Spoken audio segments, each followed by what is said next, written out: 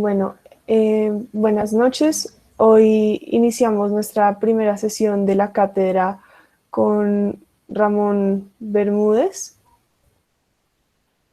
Un momento, por favor. Ramón Bermúdez Obregón es arquitecto de la Universidad de los Andes con especialización en estrategias de vivienda mínima en 2009 por la ETSAM de Madrid. Se desempeña como director de proyectos en Bermúdez Arquitectos, entre los cuales vale la pena destacar el Centro de Convenciones de Bogotá, realizado en conjunto con Estudio Herreros y recientemente terminado y galardonado en la 26ª Bienal de Arquitectura Colombiana. Ha desarrollado contenido para publicaciones de arquitectura, trabajos académicos y artículos de investigación. Ha sido invitado como jurado de taller y como conferencista en varias universidades, entre las cuales vale la pena destacar la UPC de Barcelona en el Master of Collective Housing, la ETSAM de Madrid y la Universidad de Cornell. Actualmente es profesor invitado en la Universidad Nacional de Colombia desde 2015, en donde dicta en conjunto con Sebastián Serna un taller vertical de lugar urbano enfocado en la arquitectura del enclave y los conjuntos cerrados en Bogotá. Coordinó la investigación que resultó en la exposición Ciudad Isla, exhibida en el Museo de Arquitectura Leopoldo Rotter en la Universidad Nacional en 2019. Gracias, Ramón, por estar aquí. Podemos empezar con su presentación. Bueno, pues primero que todo es un honor inaugurar este curso. Eh, yo sé que es un poco extraño que inaugure yo, pero por temas de agenda, eh, tanto Simón como todo el grupo fueron muy amables de dejarme este día que yo tenía otros temas para la sesión que teníamos coordinada. Pero para mí es un honor hablarles de esta investigación en este contexto.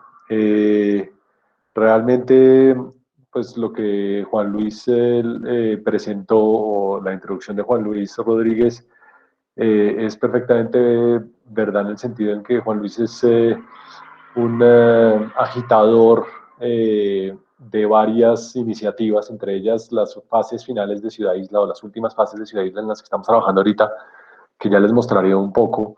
Están auspiciadas también por Juan Luis, entonces agradezco mucho eh, que esté aquí también con este curso y pues con este tema de la gestión, y veo que por ahí está el profesor Luis Fernando Fique eh, conectado, pues también es un honor que esté ahí oyendo, porque también le debo mucho a él estas preocupaciones desde que nos encontramos hace ya casi 15 años en la Secretaría del Hábitat, y donde ya temas de, de estos, digamos, estos temas ya estaban sobre la mesa, y pues Luis es una gran inspiración para todos en estas búsquedas.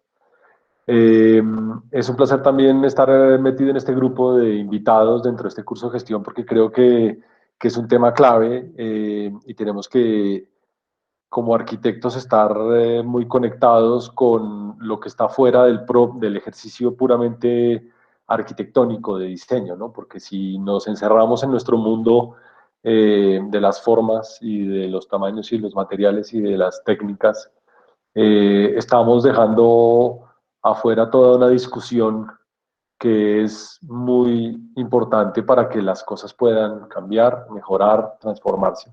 Que yo creo que parte de nuestros destinos en esta profesión es tratar de que las cosas se transformen para mejor.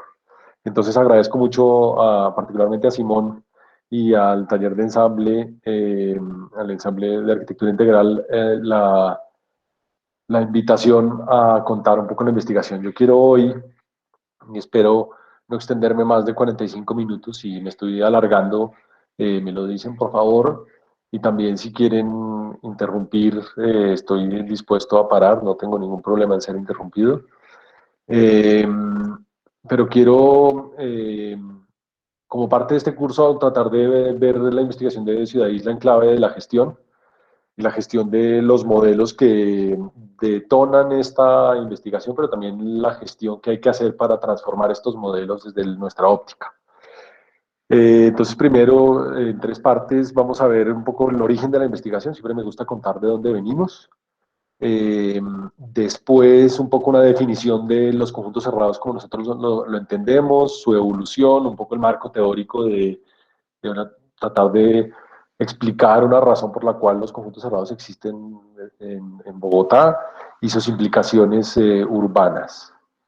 Y en últimas quiero mostrarles la propuesta de intervención que tenemos y que se basa ahora el proyecto piloto de Ciudad Isla, eh, y esa propuesta de intervención desde la gestión, cómo podemos organizarla. Entonces son esas un poco esas tres partes que quiero discutir con ustedes, y estoy abierto a todos los comentarios y ojalá críticas y recomendaciones para poder seguir adelante.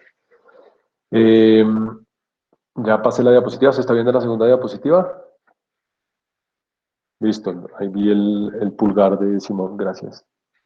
Eso ayuda, unas señitas para en esta virtualidad donde dar una conferencia es como salir a un escenario con los ojos vendados, donde no sabe quién hay, por ahí veo unas cámaras que siempre ayuda un poco de ver un poco de seres humanos, ¿no? No solo una pantalla con un montón de microfonitos rojos. Pero bueno, esta foto la pongo aquí, es una foto de uno de los estudiantes del curso de Ciudad Isla en la universidad, pero me sirve para explicar cómo comenzó todo. Y Ciudad Isla comenzó como todas las cosas buenas, comenzó entre amigos en una sobremesa discutiendo sobre lo que más nos gusta a los arquitectos, que es hablar de nuestras propias cosas. Eh, y con un buen amigo y pues con una buena amiga y su esposo, que son un austríaco y una colombiana, los dos arquitectos urbanistas, pues él urbanista, ella arquitecta. Eh, y hablando un poco de Bogotá y de la visión que tenía este austríaco de Bogotá, porque nosotros estamos muy acostumbrados a este mundo que estamos viendo aquí, ¿no? Por un lado, el mundo de la flexibilidad, de la posibilidad del cambio, el mundo del crecimiento poco a poco, de la mezcla de usos y del predio a predio, y el otro lado, el mundo de los enclaves y los conjuntos cerrados residenciales. Eh, y estamos muy acostumbrados a esa ciudad que está hecha de estas dos cosas. Y realmente, pues el austríaco, que es David Kostemann, que hoy en día está en la ETH de Zúrich, haciendo su investigación de doctorado sobre Bogotá y los conjuntos cerrados, pues para un austríaco es muy extraño ver conjuntos cerrados y de esta manera, porque en Austria no hay conjuntos cerrados, como en varios países del mundo no hay conjuntos cerrados. En Suecia trataron de hacer un conjunto cerrado en los 80s y se armó un lío donde no volvieron a hacer. O sea, hay mundos sin conjuntos cerrados, cosa que a imaginarse Bogotá sin conjuntos cerrados es un tema que ya es difícil. Y efectivamente comenzamos a hablar de este asunto, ¿no? De la proliferación de los enclaves y de esta arquitectura que finalmente es antiurbana porque está negando la ciudad, y lo niega la ciudad desde su nombre y desde su logo y desde su eslogan.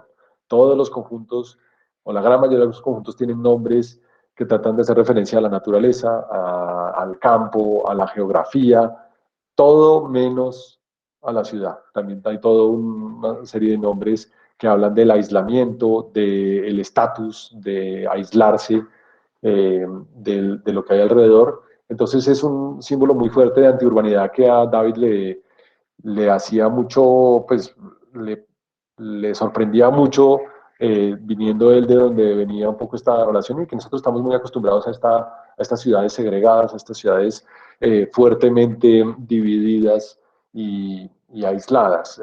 También todo el tema del conjunto cerrado tiene todas esas cosas, todos esos temas de estatus y de imagen, de estilo de vida, que siempre se proyecta una imagen muy homogénea, y efectivamente los conjuntos cerrados son enclaves que incluyen digamos, albergan comunidades muy homogéneas en general. Y pues los proyectos de vivienda recientes o cada vez más se venden primero con la reja, ¿no? Esto es una imagen de ventas, dos imágenes de ventas de proyectos donde lo que se vende primero es la reja y el aislamiento y la seguridad, y cómo estamos generando ese enclave para uno estar tranquilo y digamos, aislado de lo que entendemos como ciudad, como algo que es inseguro, que algo que genera tensión, que queremos evitar. Y esa es la calle que estamos creando, ¿no? Es una calle que tiene esas cicatrices y esos síntomas de que no creemos en ella ni nos interesa tener ningún tipo de relación con ella, donde pasan este tipo de cosas, como ¿están viendo mi cursor? Eso, ahí el pulgar de Simón siempre ayuda.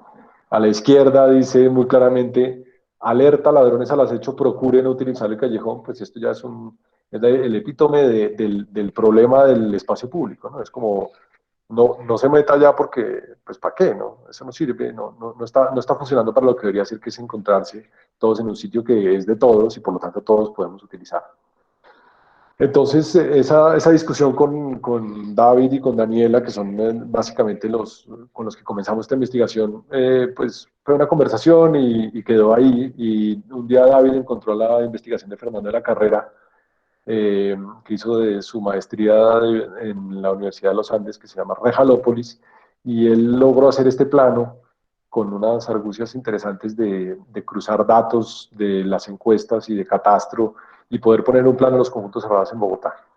Y este plano es como la base para poder discutir el tema ya de una forma más científica, porque Fernando de la Carrera finalmente es como nuestro paraguas intelectual, que él abrió la puerta y puso unos datos sobre la mesa y dijo, hay tantos conjuntos cerrados en la ciudad. Y lo dijo de una manera muy clara porque está dibujando un plano, pero también tiene los datos y nos dijo que a 2018 casi el 40% de los hogares bogotanos viven en conjuntos cerrados y que hay más o menos 3.500 conjuntos cerrados en la ciudad.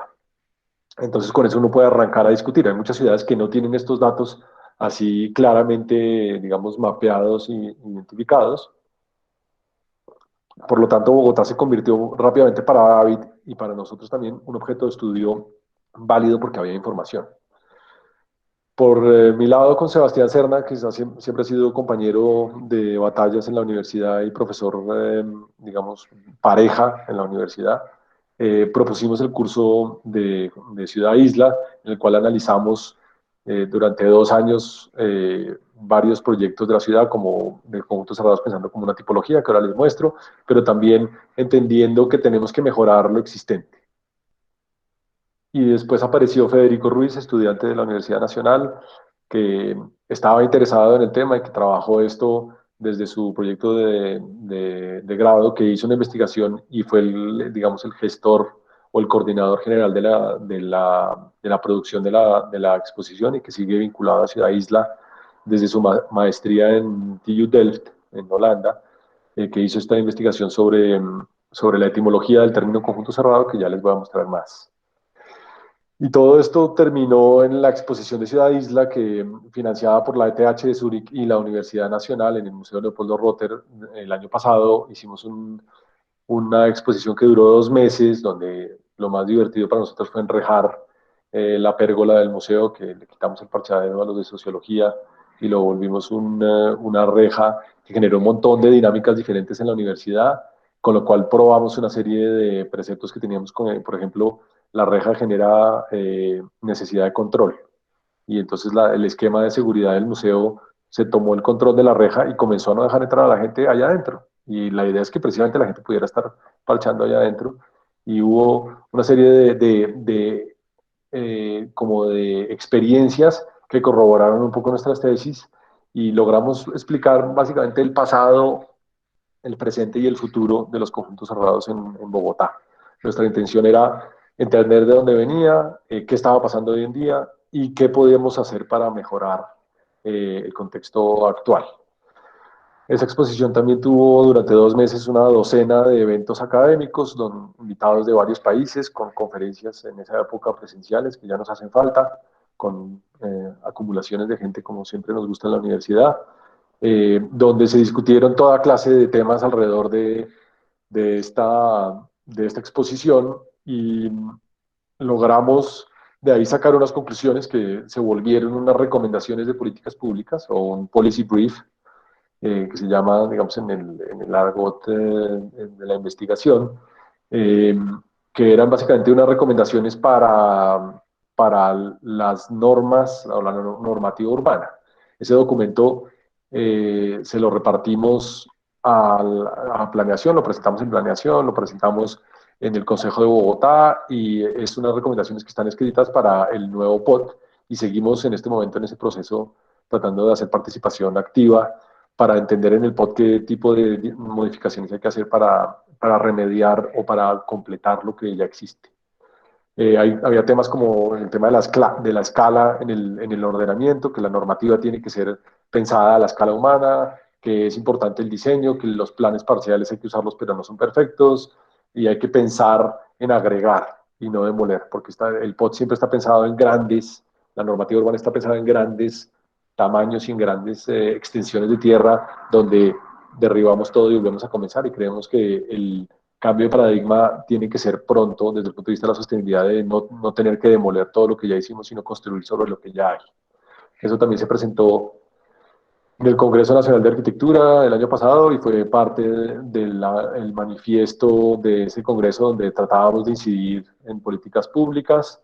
Y aquí está mi ponencia digamos, a la sesión de control, ponencia técnica, a la sesión de control del POT sobre Ciudad Isla, donde los concejales les informamos sobre esta investigación para que tuvieran sobre la mesa esta idea.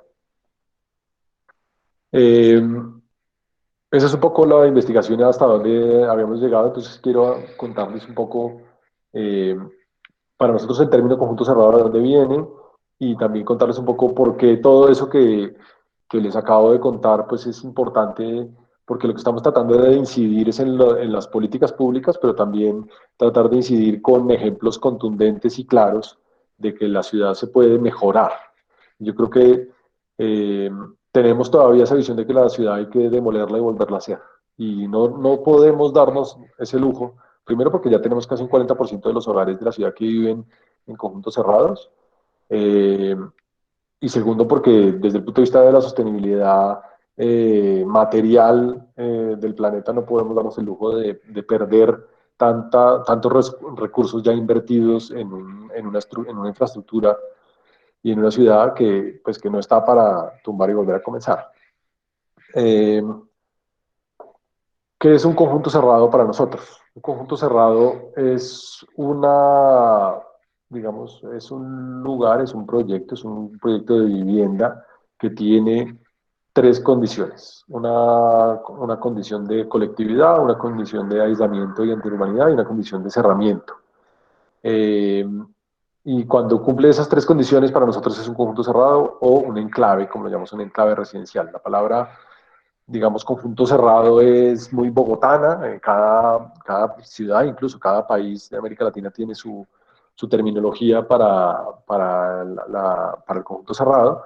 Pero digamos, la definición que hay detrás es el enclave como forma de relación del edificio con la ciudad. Un enclave lo que remite es a un espacio que tiene que aislarse del contexto para que su uso se pueda cumplir a cabalidad.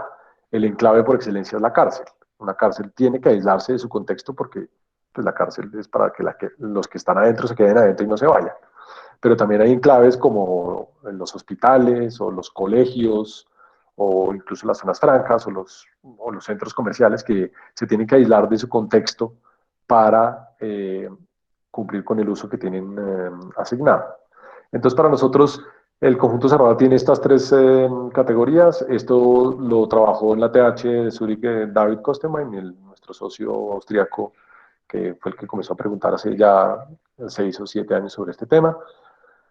Y él hizo una tipología desde el punto de vista de los tamaños y los tipos de conjuntos cerrados que hay en la ciudad. Y nosotros creemos que el conjunto cerrado bogotano es un tipo de edilicio porque tiene esa capacidad de mostrarse como una característica formal similar y que hace que uno lo pueda categorizar de cierta manera. Y vimos una serie de tipos diferentes en la ciudad que cumplían con estas tres categorías. Eh, Estos dibujitos hablan rápidamente de eso, colectividad, aislamiento y cerramiento. Esto le falta la colectividad, pero tiene el aislamiento y el cerramiento. Este también le falta la colectividad porque aunque sean casas en hilera, pues cada uno tiene su salida y cada uno es independiente en su relación con el espacio público. Este eh, es un edificio que es colectivo, pero no tiene ni aislamiento porque está, digamos, relacionado directamente con la calle, ni cerramiento directo. Pues es bastante aislado del contexto urbano, pero igual no tiene cerramiento, entonces para nosotros no sería. Y este sí es el ejemplo básico de un conjunto cerrado que es una serie de viviendas encerradas en un espacio privativo con un solo acceso, donde se comparten los usos comunales. Esto no es un conjunto cerrado porque le falta el cerramiento, pero esto es el típico caso de digamos, del proyecto moderno de torres aisladas en el bosque, que, que muy rápidamente en nuestras ciudades se vuelve un conjunto cerrado, como el caso del cual que veremos más adelante. Esto para nosotros es un conjunto cerrado, que sea una propiedad horizontal, un edificio con un espacio comunal cerrado y aislado de la calle. Y esto en el curso del taller vertical del lugar urbano con Sebastián Serna y con los estudiantes hicimos una serie de análisis un poco a propósito de varios arquitectos reconocidos de la ciudad y del país, viendo un poco cómo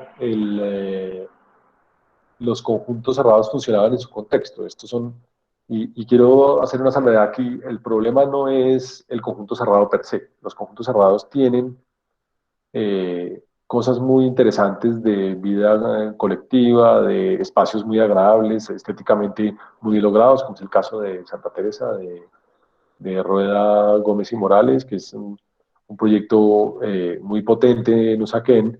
El problema de los conjuntos viene cuando se encuentran con el espacio público, que ahí es donde el borde está mal, digamos, está generando una tensión o una fricción o un mal uso del espacio público. Entonces, el conjunto cerrado está bien, el problema es el borde. Revisamos muchos casos, esto es García Reyes en la 86, que es un conjunto también muy interesante, pero también tiene un localito sobre la 11, pero tiene un funcionamiento de conjunto, conjuntos, digamos, de toda la vida de Bogotá, como el Colina Campestre o las Torres de Fenicia, que aunque sean torres, pues han mutado y han funcionado durante muchos años como conjunto cerrado al aislarse de su contexto.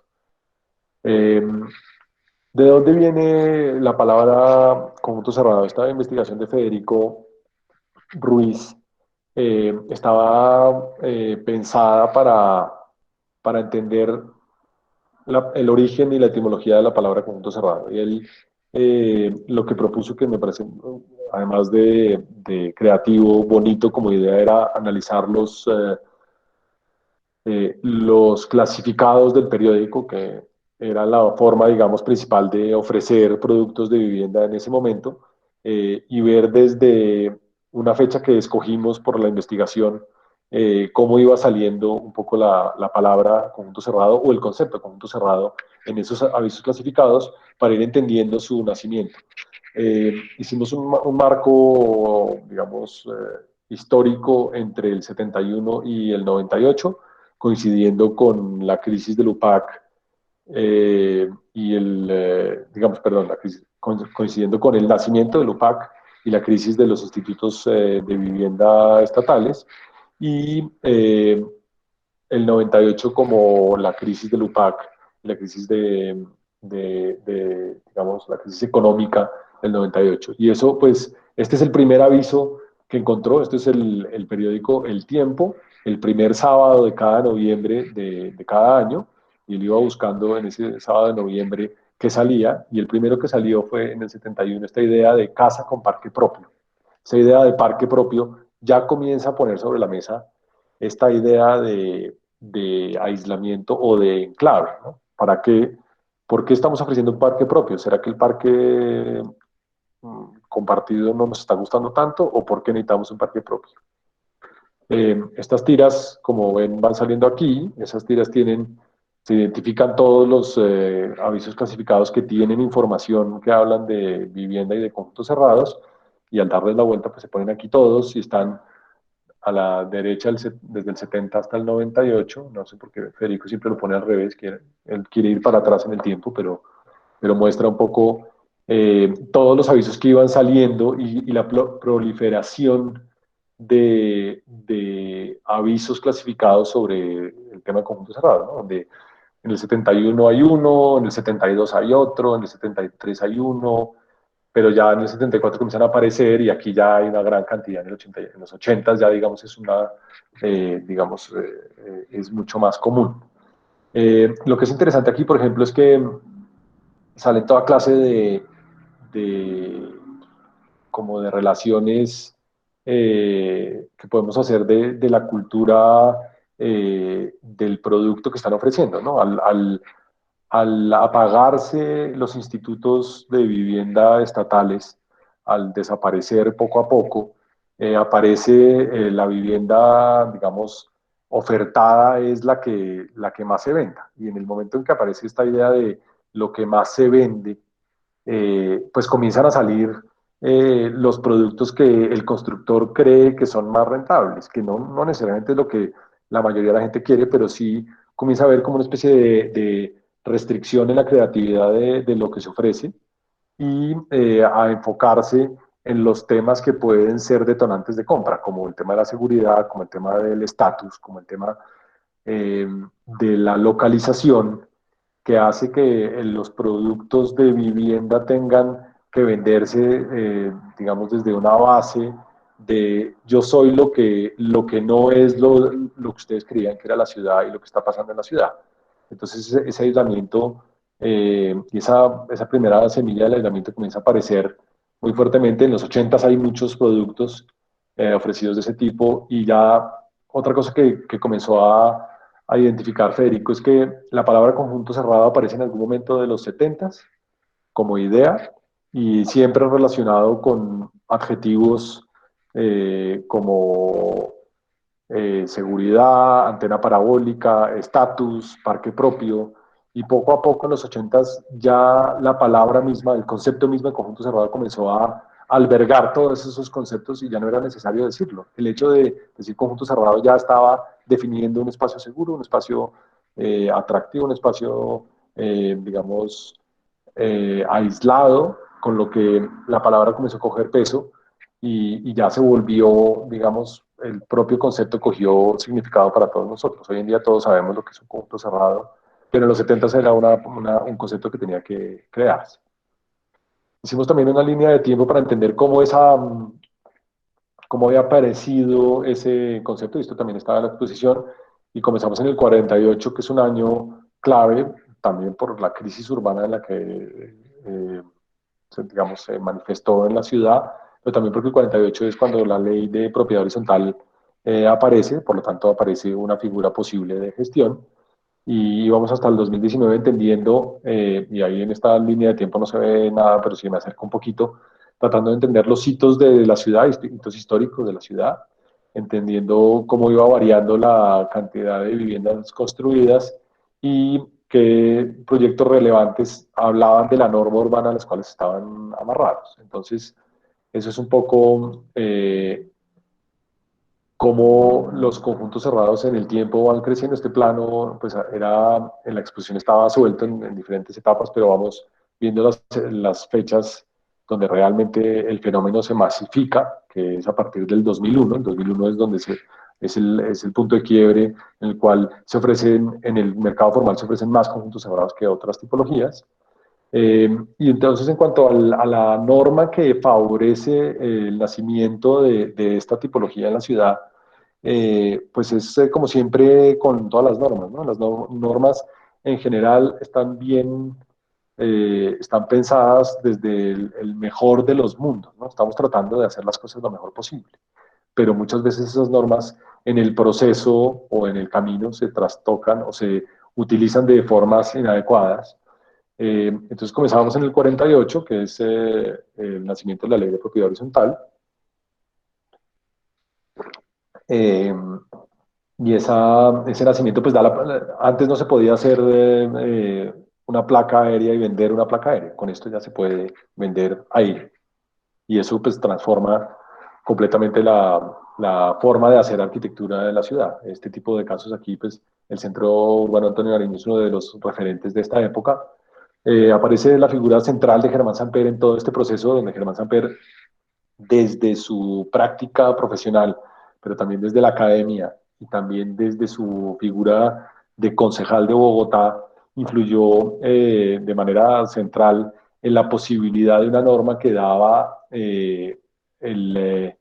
digamos, le daba paso a una idea que él tenía sobre la idea de recinto urbano, le daba paso a la idea de los conjuntos habitacionales. Y esa norma, pues da casos muy interesantes como Pablo VI Y la norma de las agrupaciones de vivienda, cuando Germán Samper era concejal, pues estaba pensada para que hubiera la posibilidad en la ciudad de construir nuevas tipologías de vivienda, que no fuera todo exactamente igual el predio a predio, y daba la posibilidad de hacer estos, eh, digamos, eh, pequeñas agrupaciones de vivienda que tenían espacios comunales compartidos, que lo que hacía y estaba pensado era que para que los ciudadanos tuvieran la posibilidad de mantener sus propias zonas exteriores y no depender exclusivamente de lo público, y da casos espectaculares de vivienda, como ya lo habíamos dicho, como Santa Teresa. Eh, y también la siguiente evolución de la norma es el Acuerdo 7 del 79, donde ya el espacio público se vuelve un tema de índice, donde las sesiones públicas y privadas, las sesiones, famosas sesiones A y B, que eso ya no existe, pero seguimos hablando así, que daban la posibilidad de transformar de una forma más clara las tipologías de construcción de agrupaciones, y que la ciudad podía exigir un poco más de espacio público para la ciudad y para todos, y también las sesiones B, que son las privadas, pues definían la cantidad y el tamaño de los espacios comunales. Pues esto se volvió un tema ya como de índice y da también proyectos interesantes, como es el caso de la Ciudadela con Subsidio.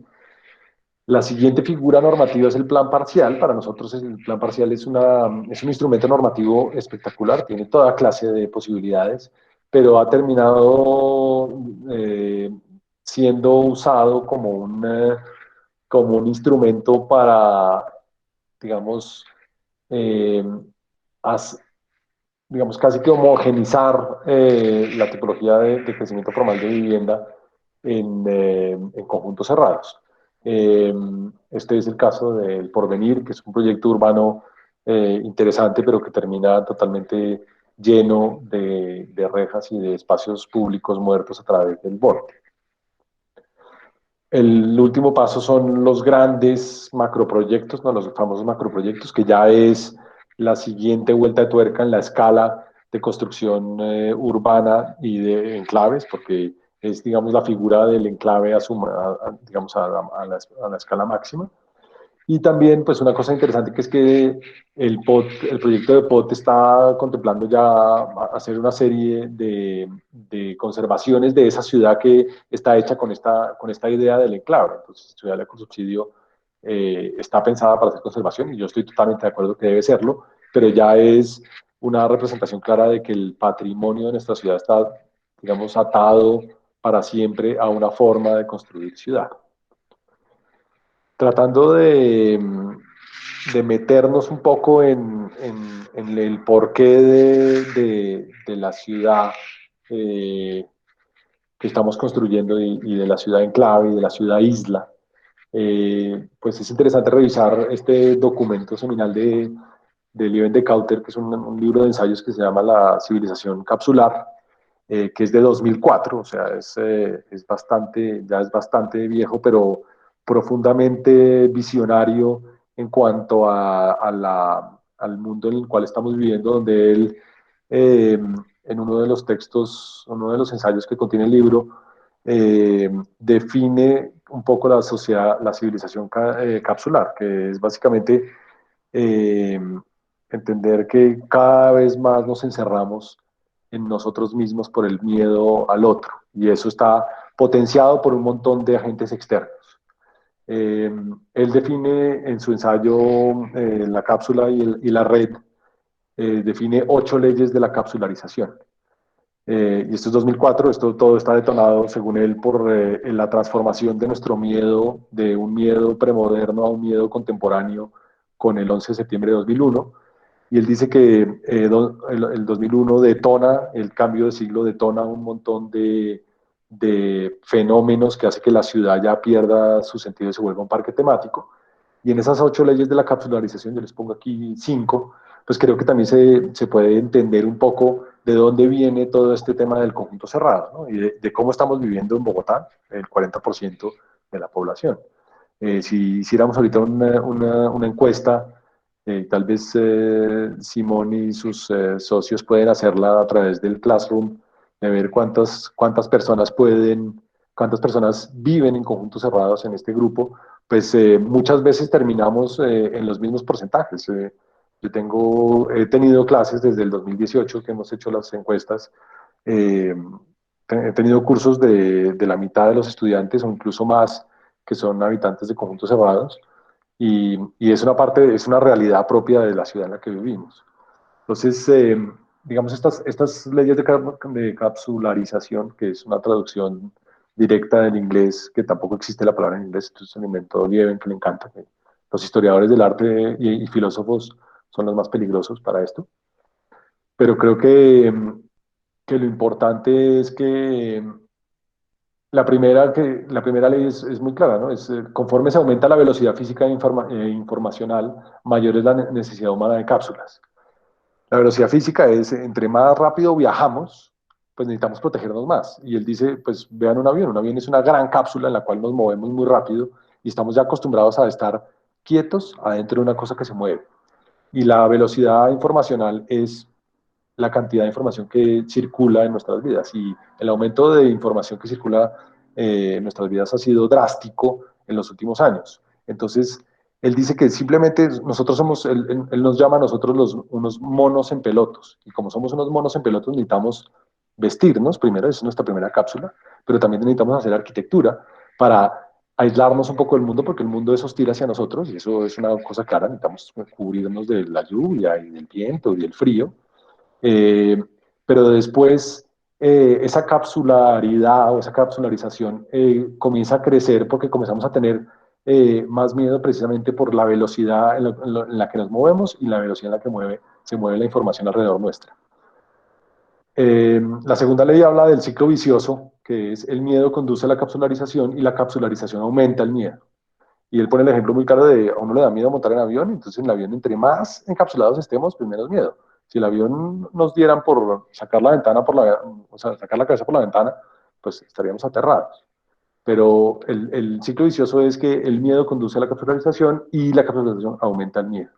Y yo creo que eso es una de las grandes, eh, digamos, causas de la proliferación del modelo del conjunto cerrado en la ciudad, que es que la ciudad pierde cada vez más el sentido de compartir el espacio público.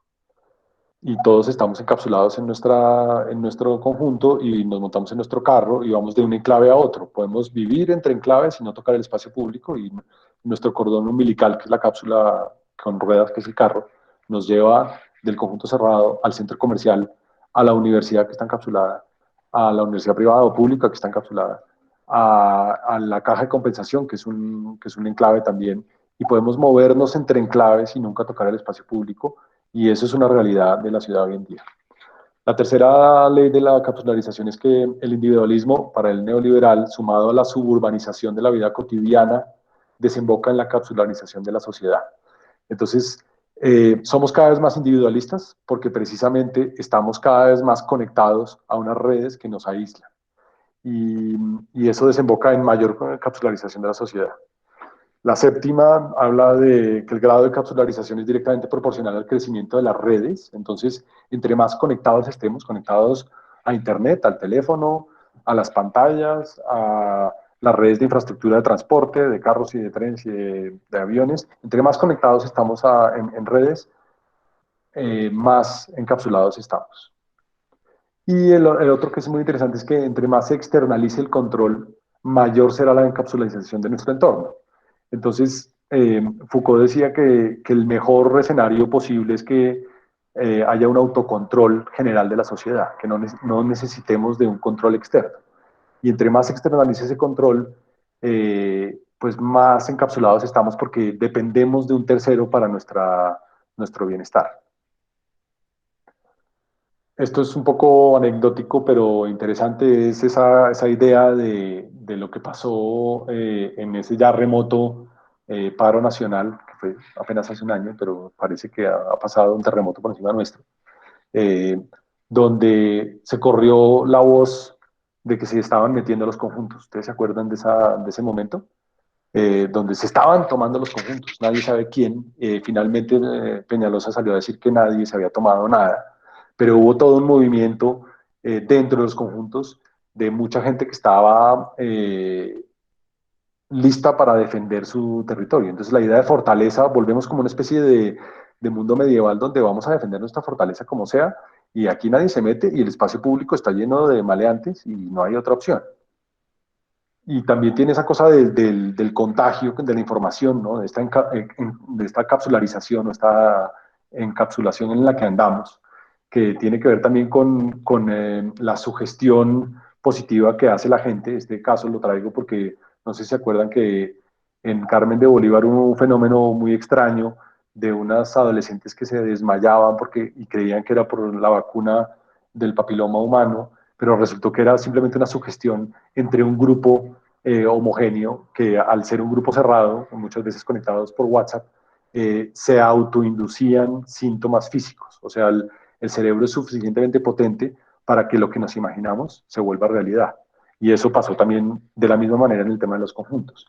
Y pues pongo esta foto porque el control externalizado pues termina en una cosa que pues en este caso esto debería ser totalmente prohibido, pero los matrimonios entre Tombo y Tortuga Ninja debería estar prohibido, pero es la manifestación máxima, y no quiero hablar del 9 de septiembre, porque es básicamente la manifestación máxima de nuestro odio y nuestro miedo y nuestra desconfianza a la policía, que tiene que ver también con cómo estamos, nosotros en nuestro conjunto estamos muy bien, en nuestra cápsula estamos muy bien, y todo lo que está afuera genera problemas, y el control nos genera problemas. Juntar esto con lo que Sennett dice en su último libro de ética, una ética por la ciudad, no sé si a él le gustaría, pero a mí me ayuda a entender que lo que dice Sennett es que desde el siglo XIX en el estudio de los fenómenos urbanos se ha desligado claramente lo urbano de lo cívico. La ville de la cité, la ville en francés, él lo usa en francés porque la diferencia entre ville y cité es muy clara, lo ciudadano y lo urbano. Eh, y, y cada vez más lo que estamos construyendo como físico tiene menos que ver con lo que estamos diciendo como ciudadanos o como política. Entonces, hay una ruptura clara entre lo que estamos haciendo como urbanistas y lo que estamos queriendo hacer como sociedad. Y eso hace que la ciudad, en vez de ser sincrónica, se está convirtiendo en una ciudad secuencial, en vez de ser una ciudad puntuada o llena de elementos que le dan sentido a la ciudad, se vuelve una ciudad difusa, en vez de ser una ciudad porosa donde nos encontramos y donde hay interacción constante, se vuelve una ciudad cerrada, en vez de dejar una ciudad incompleta que se puede construir en el tiempo y que se puede completar con lo que se necesita cada generación, estamos haciendo ciudades terminadas, y en vez de hacer espacios o ciudades múltiples donde todas las voces se oigan, estamos haciendo ciudades unívocas donde solo se puede vivir de una manera. ¿Esto cómo se representa en la calle? ¿Cómo se representa en la ciudad, en el espacio público? Hay cuatro conceptos que son, yo los llamo babilónicos, de hace 3000 años, que es la calle, la esquina, la plaza y la manzana, que es con lo que se construye la ciudad, más el elemento de la masa crítica. Y lo que quiero mostrarles es la calle que hablamos en la academia y la calle que se está construyendo en la práctica cuando hablamos de los enclaves. La calle como definición, que a mí me gusta siempre y la uso, creo que la gente que me ha oído está aburrida de que la diga, pero Louis Kahn define la calle como una habitación por consenso. Y el hecho de decir que es una habitación por consenso, pues invita a que todos lo estamos construyendo. Y todas las arquitecturas que hacen esa calle van donando fachadas, ventanas, puertas y espacios a esa calle para que la construyamos entre todos. Y esa habitación por consenso es precisamente el espacio de todos, cuidado por todos, hecho por todos. Y la calle que estamos construyendo con los enclaves, con los conjuntos cerrados, es lo que nosotros hemos llamado la reja calle, que es cuando dos conjuntos cerrados se encuentran, que es el escenario peor, que es cero porosidad, cero, no estamos dándole nada a la calle, sino una reja hostil, ninguna porosidad, ninguna relación. Las esquinas son espacios importantes de la ciudad. Hay toda una corriente del urbanismo que Richard Sennett los han denominado los esquinólogos. Y Solá Morales es uno de los principales esquinólogos eh, en su teoría y en su práctica. Hizo una exposición para el Fórum de 2004 que se llamaba Ciudades Esquinas, donde mostró esa potencia de la esquina, que es un espacio que se repite infinitamente en la ciudad. Y es un espacio que al repetirse en la ciudad infinitamente puede cambiar siempre, puede ser diferente en todos los casos, y es un punto de tensión, y para muchos es el origen de la ciudad, ¿no? El origen de una ciudad es una encrucijada, o sea, un cruce de caminos, o sea, cuatro esquinas. Eh, y en Bogotá, o con la tipología del enclave residencial, no estamos construyendo esquinas, estamos evitando hacer las esquinas porque desde el punto de vista del modelo de gestión es más interesante repetir un solo apartamento diseñado a la perfección desde el punto de vista técnico y constructivo, no tanto de la habitabilidad, sino técnicamente y constructivamente para que sea lo más eficiente posible y repetirlo como un sello por toda la ciudad, como si fuera un parqueadero de Transmilenios, y solucionar la esquina es más difícil, es más complejo estructuralmente, económicamente y también desde el punto de vista espacial. Entonces estamos haciendo una ciudad sin esquinas, estamos desperdiciando el espacio más importante de la ciudad en parquear unos elementos que muchas veces hacia esa esquina tienen culatas y que no dan nada más. Las plazas son los espacios simbólicos que se construyen en el tiempo. Una plaza, hay que entender que una plaza se construye en el tiempo, generación tras generación, todos van cambiando y transformando los edificios, se van construyendo esos espacios que en un momento nuestro patrimonialismo decidió que tenían que quedarse estancadas en el tiempo, pero el proceso de construcción de las plazas siempre es un proceso colectivo de generaciones y generaciones que lo van construyendo. Este libro de Squares es una investigación interesantísima de la Universidad de Múnich, donde hicieron todas las plazas europeas más importantes, dibujadas con cariño para entenderlas.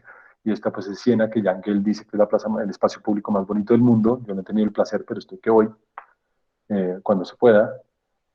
Y el concepto de sesión tipo A, que finalmente es lo que podría permitir un espacio público simbólico, un espacio público singular en la ciudad que estamos construyendo, pues las sesiones tipo A son inertes porque sus bordes tienen complicaciones muy grandes para relacionarse, porque lo que construimos alrededor es realmente inerte y rígido, donde no hay capacidad de transformación, porque lo que hicimos ahí quedó y va a ser muy difícil transformarlo.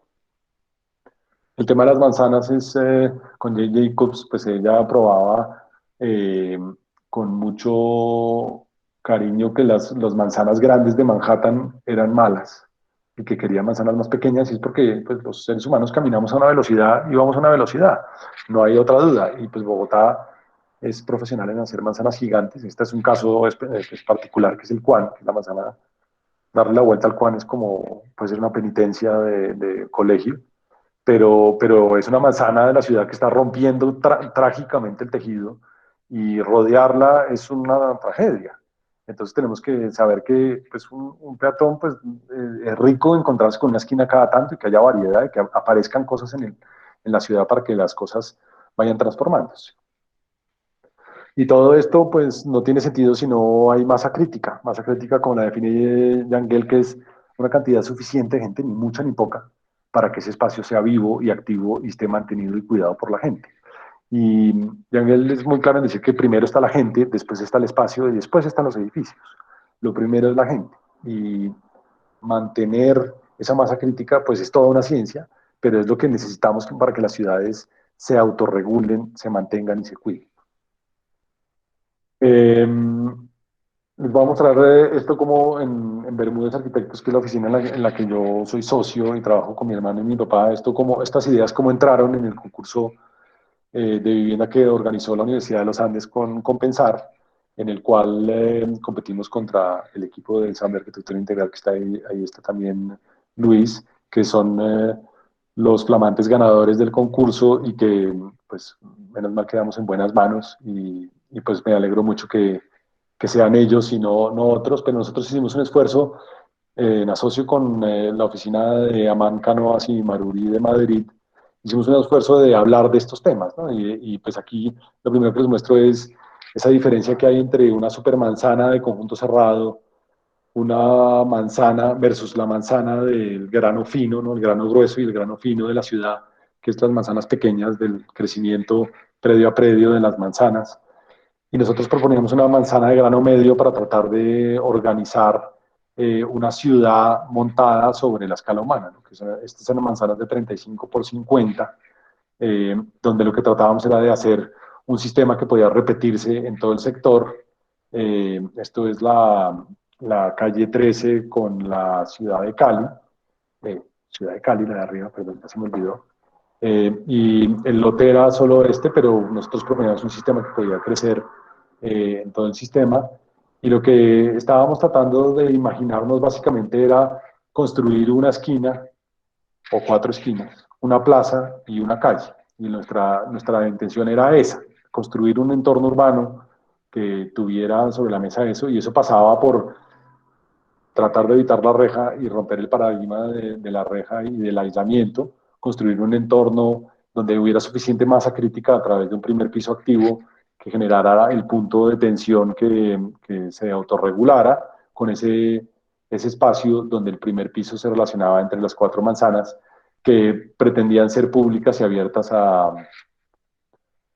toda la ciudad. Esto pues era una intención que era clara desde el principio y yo creo que parte de nuestros problemas, además de que había pues, varios errores, inconvenientes en el proyecto y omisiones, eh, era tratar de hacer una cosa que iba totalmente en contra de una aspiración del promotor, que era vender el mismo producto que ya sabía que era vendible, porque esto generaba un montón de problemas que, entre otras, lo que hacíamos era meter los carros en los centros de manzana para protegerlos de ese exterior que si no se enreja, para que realmente lo que fuera exterior pudiera usarse desde el punto de vista público. Pero las primeras preguntas fueron, bueno, ¿y la reja cómo es? Y pues siempre sabemos que la discusión termina en eso porque la normativa permite y el mercado lo pide. El mercado como lo estamos mostrando, como lo estamos vendiendo. Fue una experiencia muy interesante y yo aprendí mucho en el proceso y la idea es seguir con esta misma lucha y por eso la introducción de Juan Luis me llena de alegría porque sé que con Simón y compañía nos iremos encontrando con Ensamble y con muchos otros que están en este curso para seguir discutiendo estos asuntos a fondo. Todo esto, trasfondo de esto estaba la gestión, yo no lo hablo desde esas categorías, pero sí es lo que nos interesa poner sobre la mesa. Dejando un poco la idea de construir de nuevas, volvemos a lo existente que es nuestra preocupación, ¿no? Acuérdense del 40% de los conjuntos de la población viviendo en enclaves en la ciudad. ¿Y por qué nos interesa reformar o completar lo que existe? Primero porque tenemos una visión de sostenibilidad clara, que esto tiene que ser sostenible. Y es una sostenibilidad desde la definición de Salvador Rueda, ecólogo, es una visión ecológica de la sostenibilidad, donde un ecosistema, y la ciudad es un ecosistema, los ecosistemas, entre más complejos, son más eficientes. Y los ecosistemas naturales, entre más complejos, son más eficientes porque tienen la capacidad de ordenarse, por lo tanto tienen la capacidad de evitar la entropía, o sea, evitar el caos. Entre más complejo sea un sistema, más eficiente es. Y para nosotros eso es importantísimo porque los conjuntos cerrados son precisamente muy poco complejos en su actividad y en su uso. Entonces, creemos que para llegar a esa sostenibilidad tenemos que complejizar los sistemas que ya existen y por eso creemos que hay que recuperar, completar, densificar y concentrar. Recuperar en el sentido de Salvador Rueda también en Barcelona, que es entender el espacio público de otra manera y recuperarlo para usos mucho más activos y mucho más mixtos. Recuperar espacios vacíos, como lo hace Santiago Cirujeda y con recetas urbanas en varias ciudades españolas, completar como se ha hecho siempre, como las catedrales, la historia de las grandes catedrales europeas está hecha a punta de completar. Este es un libro fantástico que son cómo las catedrales en España se fueron completando con el tiempo, entonces los colores son los siglos, entonces va subiendo de siglo y van cambiando, y completar lo que hay es, ya tenemos algo hecho, completémoslo, no creamos que la vida es estática. Completar también es el ejemplo de Plus de la Catón y Basal, que son premio Mies van der Rohe de hace un par de años, que es completar estos edificios de los 60 obsoletos de residencias, de viviendas, en las periferias francesas, y completarlos para volverlos a actualizar con pieles gruesas, donde tenemos espacios difusos que se crean para el uso nuevo de los habitantes, y esto es completar con la gente adentro. Aquí la gente sigue viviendo adentro y se hace la obra para completar y no perdemos a la población, que es lo más importante, ¿no? Acuérdense de Jan Gale.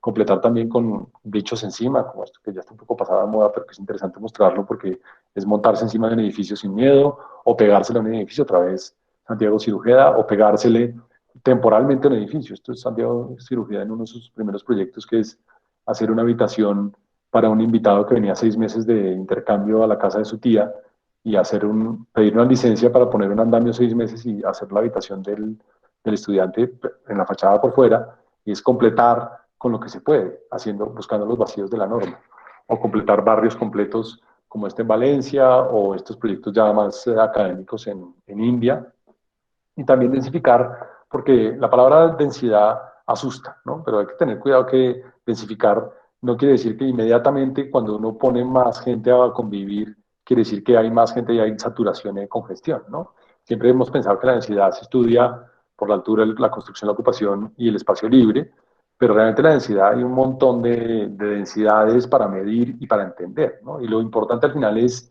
la atmósfera que estamos creando. No es muy claro nunca cómo se mide la densidad. Bogotá en algunas medidas sale con muy poca densidad y en otras con mucha densidad, ¿no? En esta de kilómetro cuadrado por persona, pues Bogotá está entre las altas, pero si uno lo mide solamente eh, desde el punto de vista de 10 kilómetros desde el centro de la ciudad, pues Bogotá está un poco más densa aún. Entonces, la densidad hay que tener mucho cuidado y no creer que el hecho de densificar es un problema. Y también es un tema cultural, ¿no? En Tokio, la ciudad de Tokio tiene unas normativas muy restrictivas de relación entre edificaciones, de tal manera que tienen que estar muy aislados, y Hong Kong tiene unas relaciones muy diferentes, y cada uno tiene la forma de entender qué es confort y qué es densidad agradable y qué es congestión. Y también las tipologías y las morfologías urbanas tienen mucho que decir en eso, ¿no?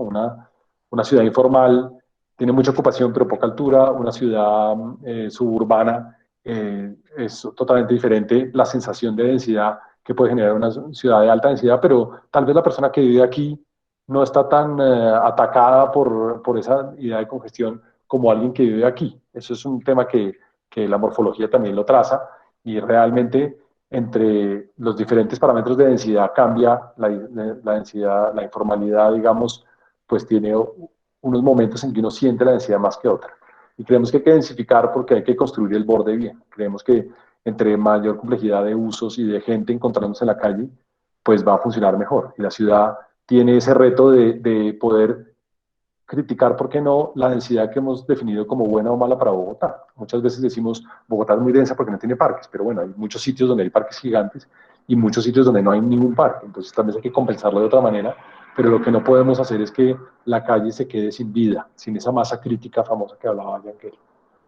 El otro asunto es concentrar, que viene un poco de lo mismo, pero es diferente. Concentrar es más bien con los usos, ¿no? El comercio, vivienda y oficinas, que son los usos genéricos, pues hay que pasar por esa idea de que estaría muy bien que al concentrarlo estuviera cerca, ¿no? La ciudad de 15 minutos que proponen en París, Carlos Moreno, que es colombiano, por cierto, y que están aplicando ahora en París, pues tiene mucho sentido porque queremos concentrar todos los usos posibles a una distancia caminable, y eso es una ciudad que tiene que funcionar bien. Y esa es una teoría muy sencilla, que es, si está todo cerca, yo me muevo menos y vivo más contento.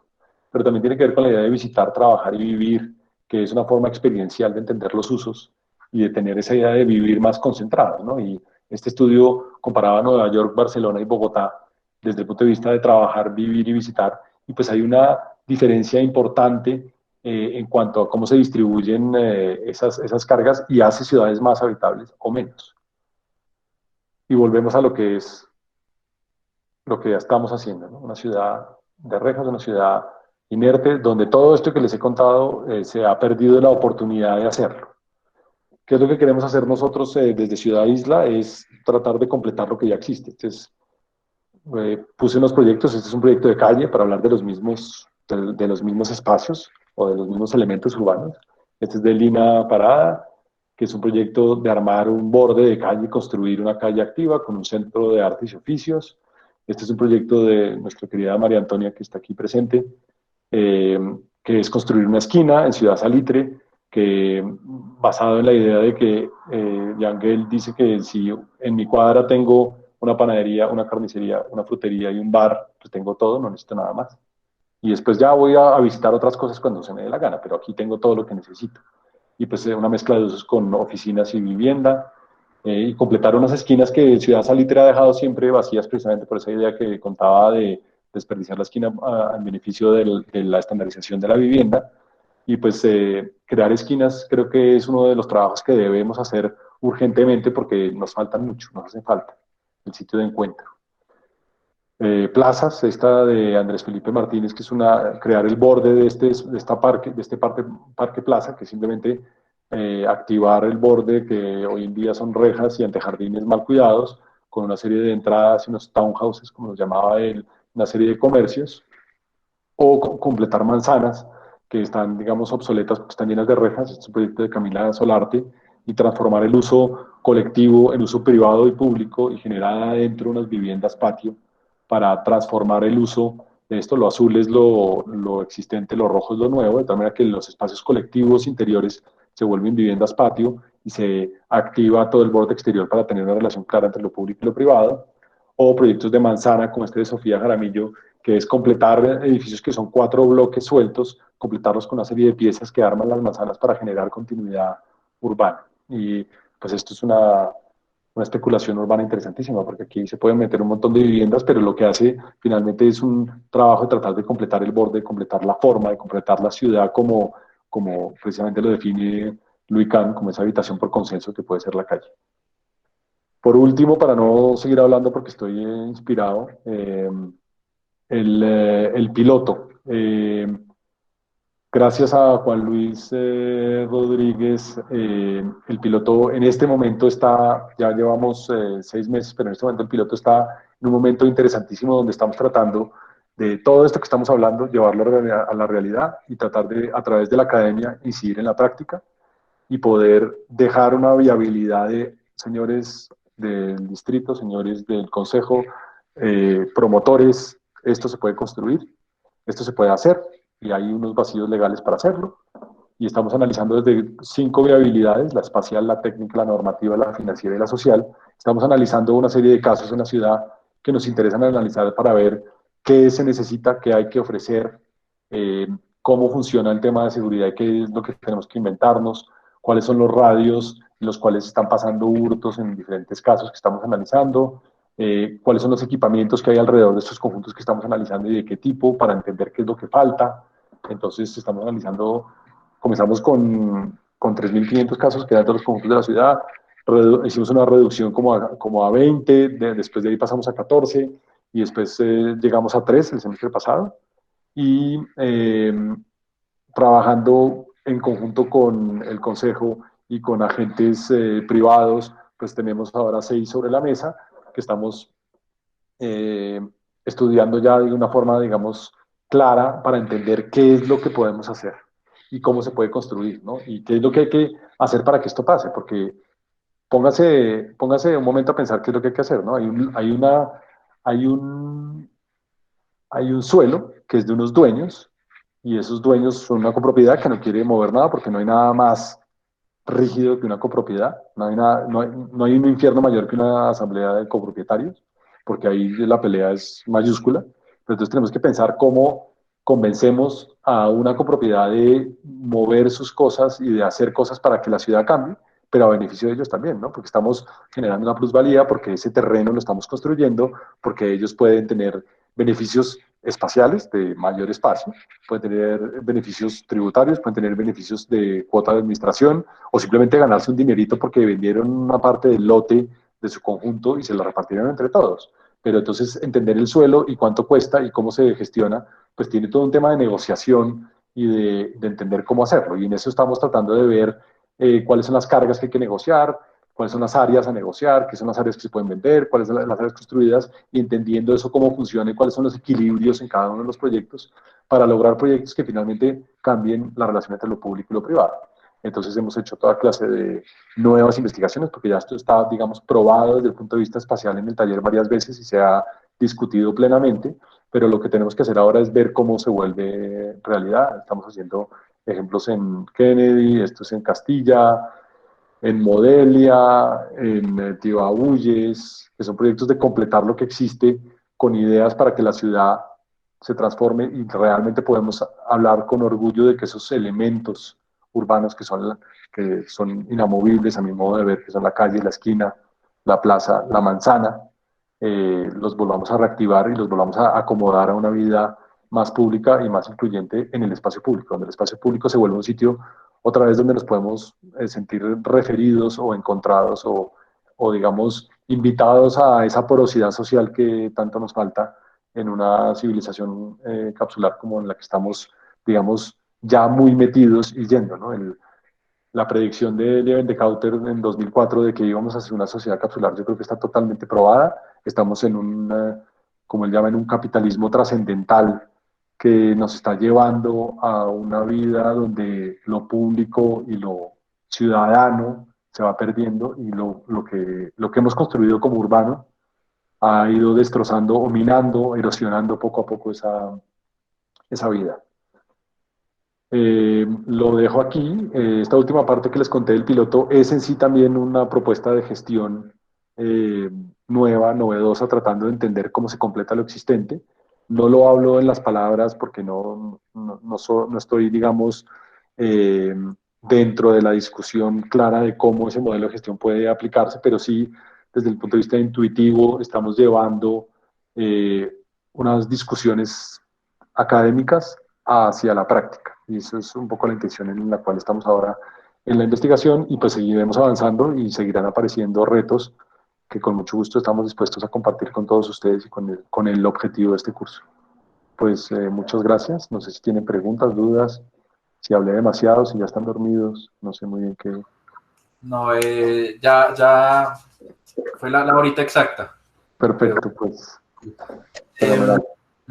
Muchas gracias, Ramón, por su intervención, por este panorama amplio del impacto de lo que nosotros llamaríamos, y ahorita lo vemos, el modelo predominante, ¿no? en la ciudad, de cómo la manera en que estamos haciendo ciudad y que estamos produciendo vivienda, pues determina, y también es determinada por una manera de vivir, por esta sociedad capsular que usted define, y sobre todo por unas dinámicas que nosotros, digamos que para iniciar o fomentar la discusión, tenemos aquí un diagramita muy rápido de lo que nosotros... Voy a dejar de compartir, ¿no, Simón? No. Listo, sí, por favor. De lo que nosotros entendemos como el modelo predominante, que es, pues, digamos que el modelo de hacer ciudad que es el que usted, digamos, ha descrito desde la perspectiva de ciudad-isla.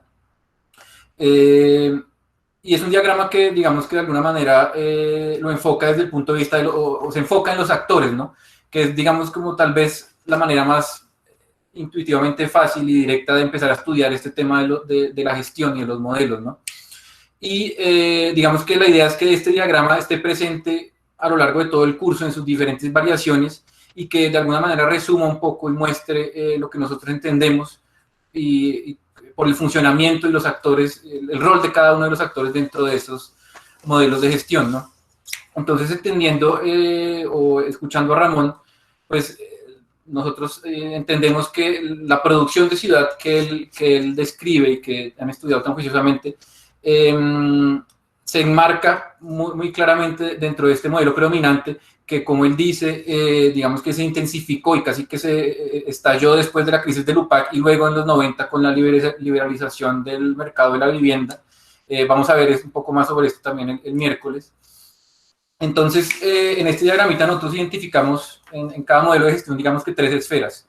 Por un lado, la estatal institucional, ¿no? Que es principalmente, o en el caso de este modelo predominante, el gobierno con sus entidades nacionales y locales, que digamos que establece una política pública, una normativa en términos jurídicos, técnicos, urbanísticos y demás.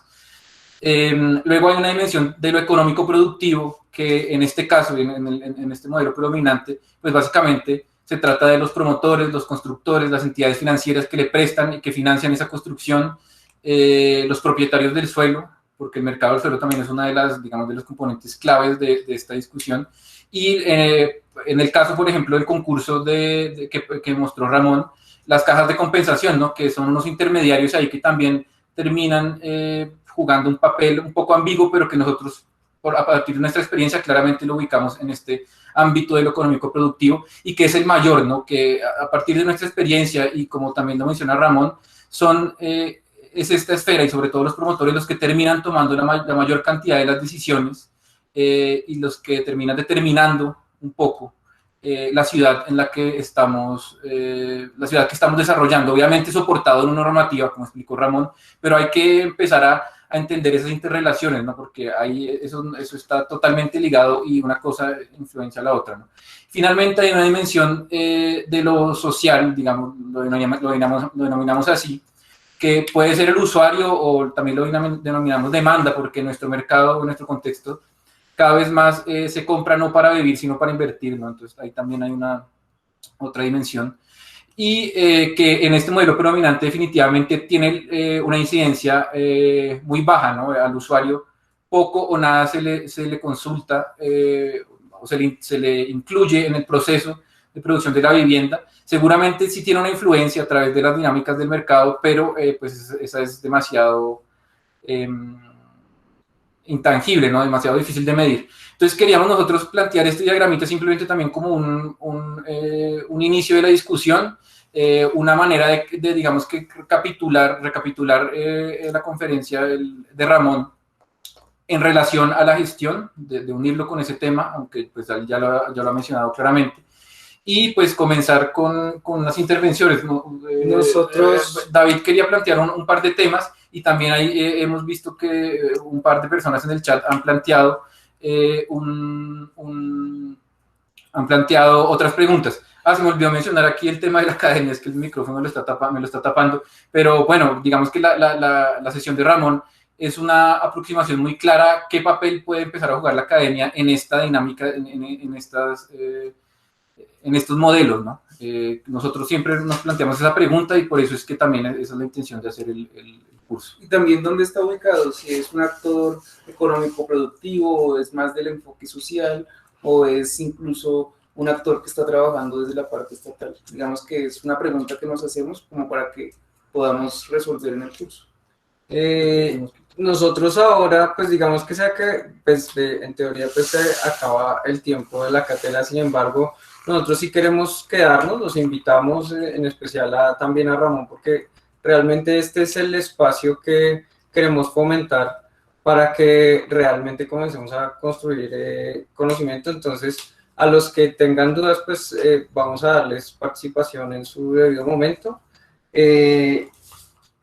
Pues yo la verdad voy a quisiera comenzar un poco el debate respecto a la presentación. Voy a comenzar a ser incendiario. Digamos que para uno que viene desde la academia o que se formó dentro de la academia, todo está perfectamente encadenado y tiene sentido total y absolutamente, está justificado por una bibliografía súper valiosa y extensa que expone Ramón, pero yo ahorita, David Moreno, me pondría en los zapatos, yo creería o propondría en este momento a la gente que realmente habría que convencer para comenzar a generar o detonar de alguna forma un cambio masivo en cuanto a la vivienda que estamos produciendo. Yo les propondría, por ejemplo, qué piensan los usuarios, qué piensa el común de la gente respecto a los conjuntos cerrados ahorita, qué piensan no solo esos usuarios, sino los promotores y los constructores respecto a eso. Yo preguntaría, pues nosotros, casi que desde nuestra experiencia, porque nuestra aproximación, de hecho, nuevamente lo decimos desde las veces que hemos podido trabajar en proyectos de vivienda, hemos llegado pues a pensar que en realidad una buena parte del trabajo es convencerlos a ellos, ¿no? ¿Cómo yo voy a convencer a un dueño de una compañía constructora, que son los que realmente tienen el presupuesto y la capacidad técnica para llevar a cabo proyectos de vivienda importantes? ¿Cómo los voy a convencer? En principio, ¿ellos cómo viven? Ellos seguramente viven encapsulados precisamente. Pero entonces la pregunta es, ¿por qué el encapsulamiento es malo? O sea, ellos seguramente se sienten muy bien viviendo encapsuladamente, o sea, viven en un super conjunto cerrado, seguramente muy exclusivo, van en carro hacia los centros comerciales y se mueven en encapsulamientos. ¿Por qué eso es malo? Yo me preguntaría. Y darles una argumentación que les llegue, ¿no? Que toque su cotidianidad. ¿Por qué cambiar su forma de vida, en principio, puede ser mejor? Y la misma pregunta la haría a los usuarios, a un usuario, a una persona que vive en Ciudad Salitre. Tienen un estilo de vida muy similar, o agentes de menores estratos. ¿Por qué ellos, porque el espacio público es importante, ¿no? Es a esas personas, porque cuando uno habla pues digamos que da una serie de argumentos que tienen mucho sentido.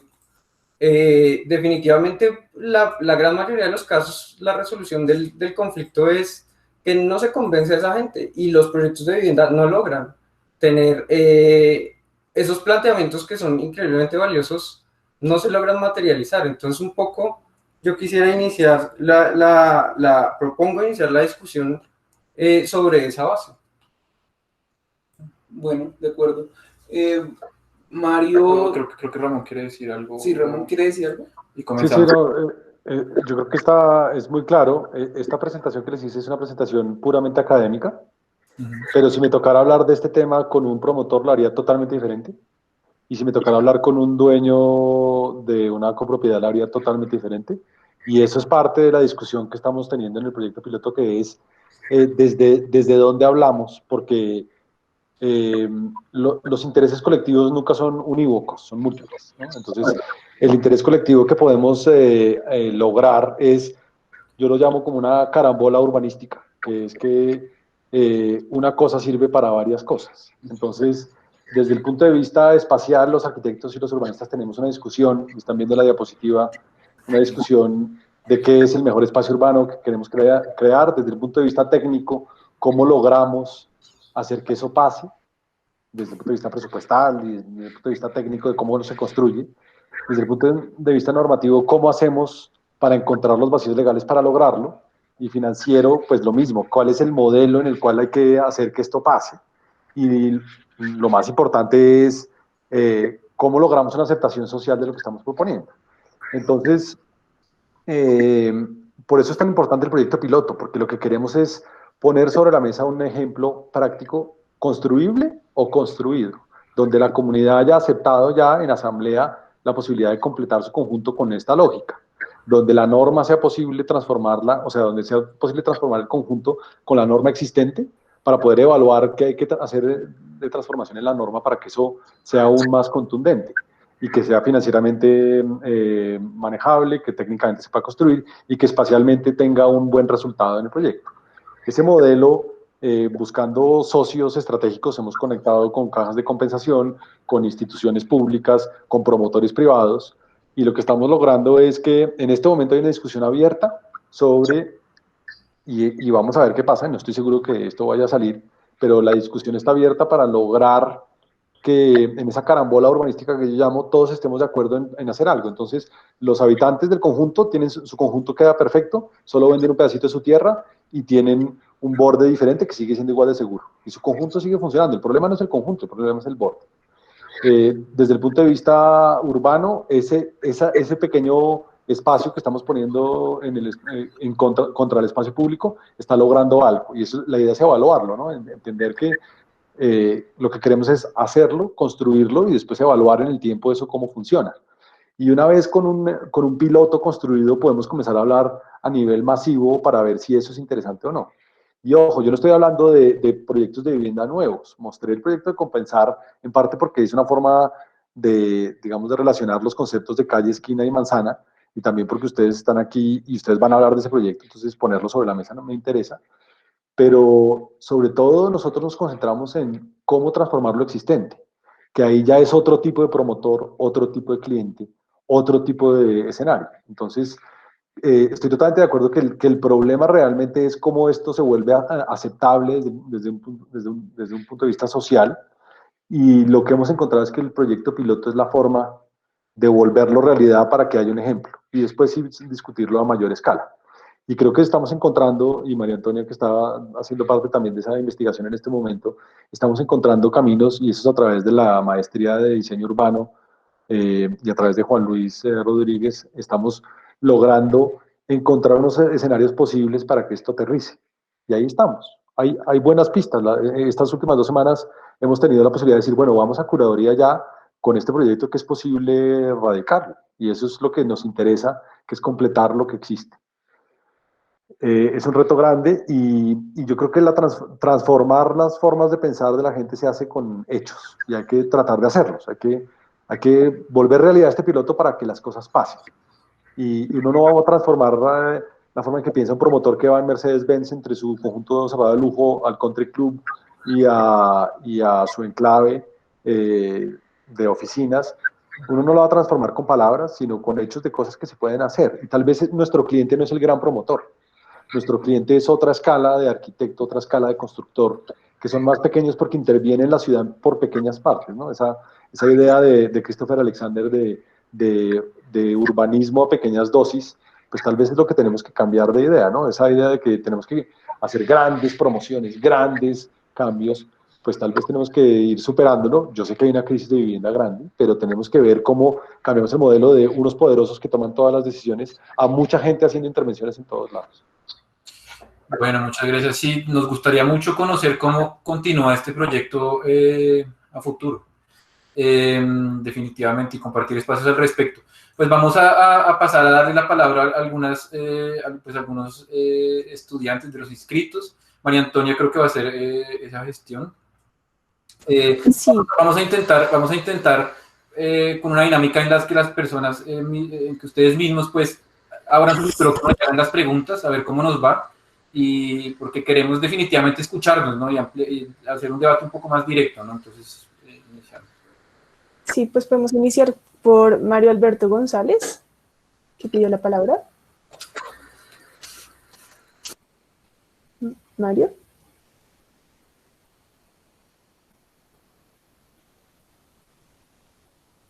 Pues en la medida en que la persona por alguna razón no puede abrir su micrófono o no hable, entonces vamos a leer las preguntas que han puesto en el chat. Mario hablaba, bueno, no, Mario decía que quería hacer una intervención en realidad. Bueno, entonces Jamie Alejandra, no sé si Jamie Alejandra esté conectada o leemos la pregunta que planteó. Hola. Parece que está intentando hablar, Mario. Perdón, Jamie. Sí, tranquila. Bueno, Mario, no te escuchamos, lo siento. Bueno, podemos seguir con Jamie. Qué pena, puedes seguir. Gracias. Bueno, muchas gracias por esta charla. Me gustó mucho y aprendí. Yo no soy arquitecta, soy politóloga y ahora estoy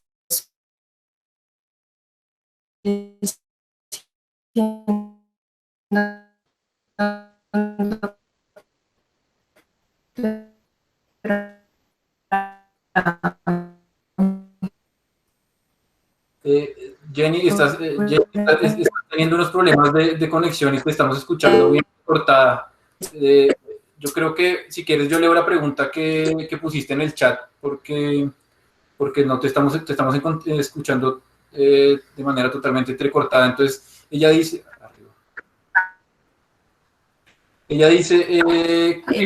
los cambios. Vamos a silenciar. No podemos silenciarla. María Antonia, ¿puedes silenciarla?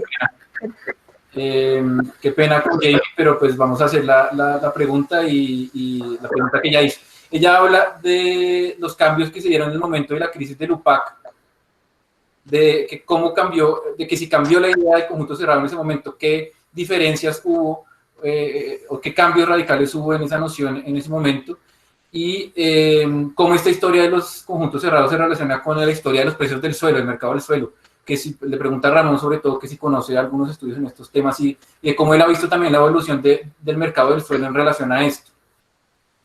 Finalmente también pregunta sobre si ha habido cambios o cómo ha visto el cambios en los tamaños de las viviendas, en los conjuntos de vivienda a partir también digamos, de este punto de quiebre, no solo de la crisis del UPAC, sino pues de lo que pasó en los 90, ¿no?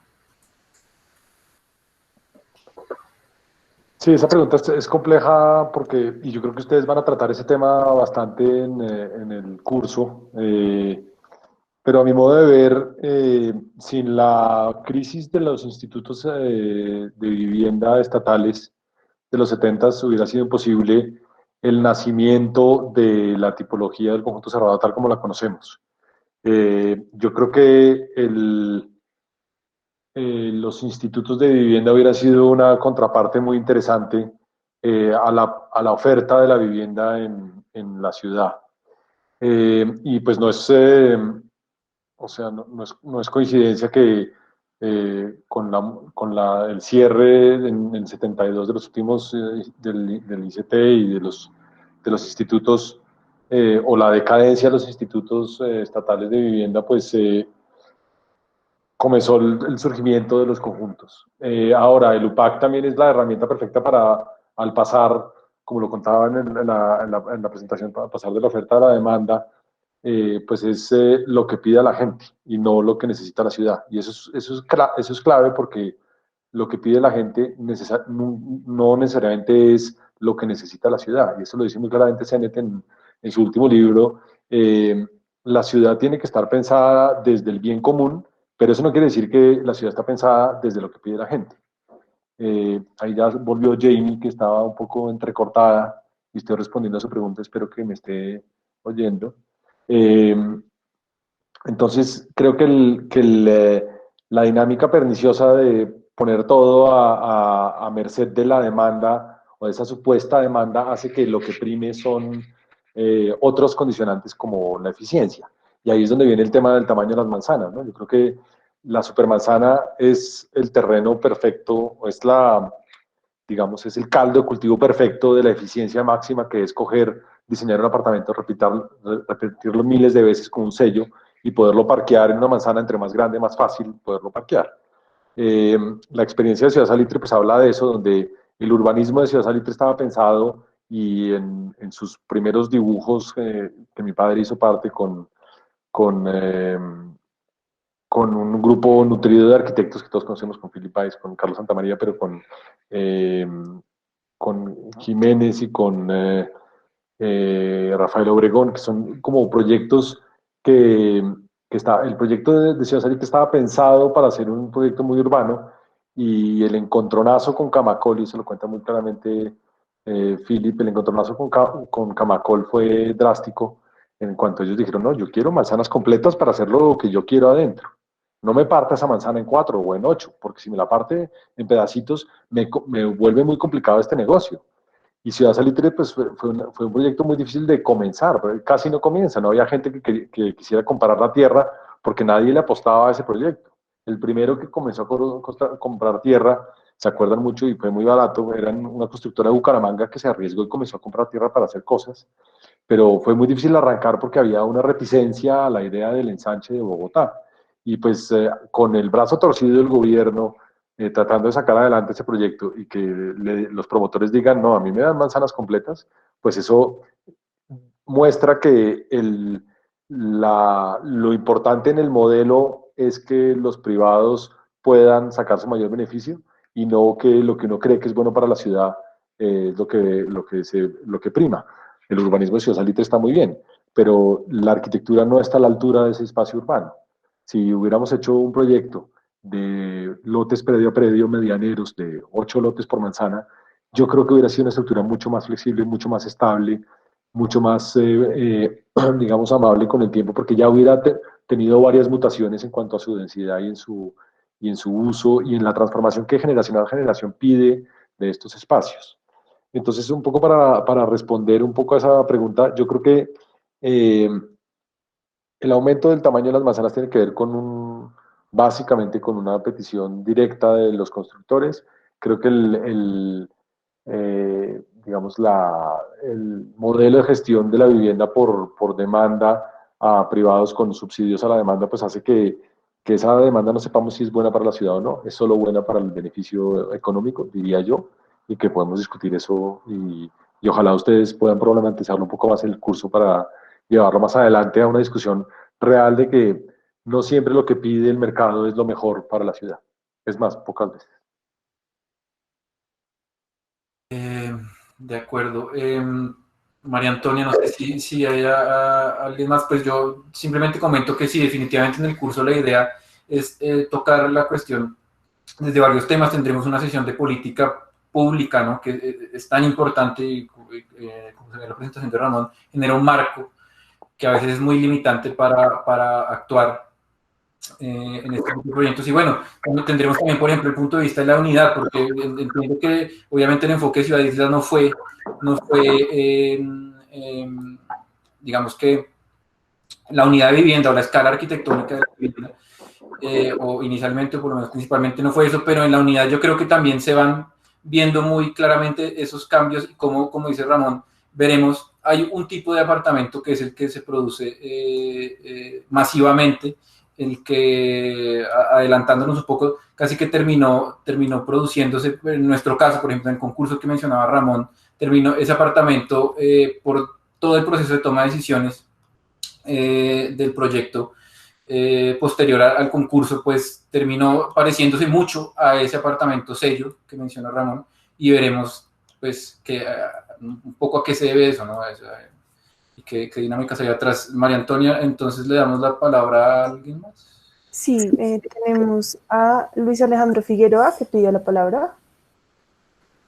Sí, bueno, tenía una pregunta aprovechando que está Ramón aquí, y es que él tocó el punto de Christopher Alexander, y en ese sentido, pues yo tenía la pregunta, si un conjunto cerrado que existen de varios tipos puede ser como la ciudad dentro de la ciudad, en el sentido de que, bueno, a modo personal, yo vivo en un conjunto que es bastante grande, donde viven como 800 familias, y si vamos a los patrones de Alexander, pues existen vecindades identificables, comercio a escala menor, y bueno, otros tantos que es verdad que si uno los va acercando a la escala urbana, pues el tema se empieza a romper, o sea, ya empiezan a dejar de existir esos patrones, pero entonces la pregunta sería, ¿cómo entender que puede llegar a haber como vecindad dentro de eso, pero que muchas veces la gente, digamos,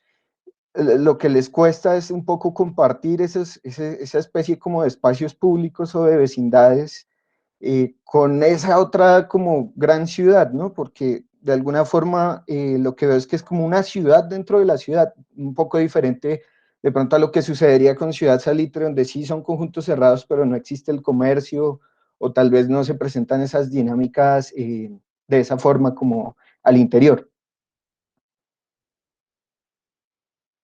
Gracias Luis Alejandro. Yo creo que para responderle, ojalá esto sea claro, yo creo en la repetición infinita de lo mismo en la ciudad. Desde un punto de vista democrático y de equidad, me denomino esquinólogo por eso también. Yo creo en las esquinas de la ciudad. Yo creo que la ciudad está pensada desde un sistema, o la ciudad que conocemos, la ciudad antigua, está armada con un sistema se repite una esquina infinitamente, pero todas son diferentes, pero se repite infinitamente. Y eso es equidad, eso es igualdad, porque en todas las esquinas pasa más o menos lo mismo, pero nunca es lo mismo. Y yo creería que la idea de ciudades dentro de la ciudad o de los grandes conjuntos, pues rompe esa posibilidad de que la escala humana sea repetible, sea entendible, la vida de cuadra, la vida de calle, la vida de aquí al lado, del barrio. Y sí, asusta en este momento, en estos momentos de la capsularización en la que andamos, asusta entender que pueden existir barrios sanos al lado de barrios no tan sanos, y esos barrios sanos van a seguir funcionando de cierta manera, ¿no? Hay cierto equilibrio y cierto control en la vida urbana que si uno confía un poco en ese pacto invisible que uno ha creado por lo público, ¿no? Porque uno finalmente uno confía en lo público de cierta manera, hasta cierto punto, pero uno dice, aquí hay un pacto entre todos de que el espacio público lo tratamos de vivir como un sitio donde yo voy a la calle porque ahí vivo. Y si eso se puede entender, yo creo que el renacimiento de ese espacio es entenderlo otra vez desde ese elemento repetible que alberga toda clase de usos, que alberga porosidad, que alberga relaciones sociales, porque la mezcla de usos alberga sociales, alberga relaciones sociales, ¿no? Entonces, yo voy a la tienda de la esquina y yo conozco a Don Chucho y Don Chucho me conoce. Y eso es una bola de nieve que si uno lo repite todos los días de su vida, comienza a generar un círculo y comienza a generar la cosa que es opuesta a la cápsula, que es ese círculo de relaciones entre diferentes, pero en un espacio que es repetible infinitamente, donde siempre es lo mismo, pero se repite. Después vienen los parques, después vienen los sitios que uno va a visitar una vez a la semana, los que uno va una vez al año, pero la esquina y la calle es el núcleo básico de relación urbana donde se equilibran todas las fuerzas. No sé si estoy respondiendo a su pregunta o complejizándola un poco más, pero por ahí van mis pensamientos. Sí, muchas gracias. Bueno, yo creo que ya para no abusar del tiempo de los asistentes ni de Ramón, pues tendríamos una última intervención que es la de Mario Alberto, que no había podido hablar ahorita por problemas técnicos. Entonces, escuchemos. Sí, buenas noches. ¿Sí me escuchan? Señor, la ventaja réplica, un momento, yo tengo que apuntar una cosita. ¿Me escuchan? Sí, te escuchamos. Sí, Ah. ¿Yo puedo hablar? Dame un segundo. No, yo iba a decir que posterior a esto, si alguien tiene una pregunta ya, pues para ya que también Ramón pudiera descansar y los que no tengan preguntas también, si alguien tiene una pregunta sobre la logística o los temas prácticos del curso, podemos nosotros quedarnos un momento discutiendo al respecto, posterior a la intervención de Mario y la réplica de Ramón. Era simplemente eso. Y si no, pues cerramos la sesión de hoy y nos veríamos el miércoles. Ahorita lo cerramos. Sí, si quieren, yo puedo quedarme 10 o 15 minutos más si quieren algo más, pero también si quieren cerrar, me voy feliz, ¿no? O sea, estoy aquí o sea, este tema me apasiona y me puedo quedar hasta cuando sea. Sí. Disculpen, ¿yo puedo hablar?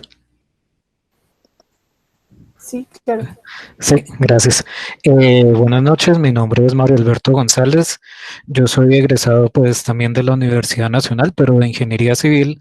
Este curso me interesó mucho porque yo me he desempeñado en el sector privado en gestión de proyectos. Y también pues por casualidades de la vida, especialmente durante los últimos años, también he hecho parte de los usuarios porque por casualidades he hecho parte de mecanismos de participación comunitaria desde el punto de vista de los usuarios. Precisamente aquí, hoy estábamos hablando de el asunto de la candidatura a los consejos locales de propiedad horizontal. No sé, seguramente varios de ustedes, especialmente los que trabajan en temas de urbanismo y con hábitat, conocen el tema. Aquí precisamente pues las personas con las que yo interactúo, no profesionalmente, sino comunitariamente, están hablando mucho de eso. Y yo quería dar, pues, no digamos como una visión contrapuesta a lo que ha dicho el arquitecto Ramón, sino una visión complementaria. Lo que ha dicho el arquitecto Ramón, que es un trabajo muy interesante y que lo hemos seguido muchas personas desde hace años, precisamente entrando al link de su página veía que en los descargables está las propuestas, muchas de las cuales trataron de ser introducidas en el POT, que el año pasado, tal vez ustedes recuerden, fue negado. Yo fui como un vocero de la comunidad, dentro de las muchas comunidades que se expresaron en contra y se alarmaron de muchas de esas propuestas. ¿Y por qué? Las propuestas urbanísticas que trae esto son muy válidas. pero en mi ejercicio profesional, teniendo en cuenta los usuarios y los comunitarios, me he dado cuenta que es muy importante tener en cuenta las necesidades de las personas. O sea, hay que balancear las concepciones profesionales urbanísticas que son muy válidas con lo que las personas sienten que es su necesidad y las necesidades son válidas.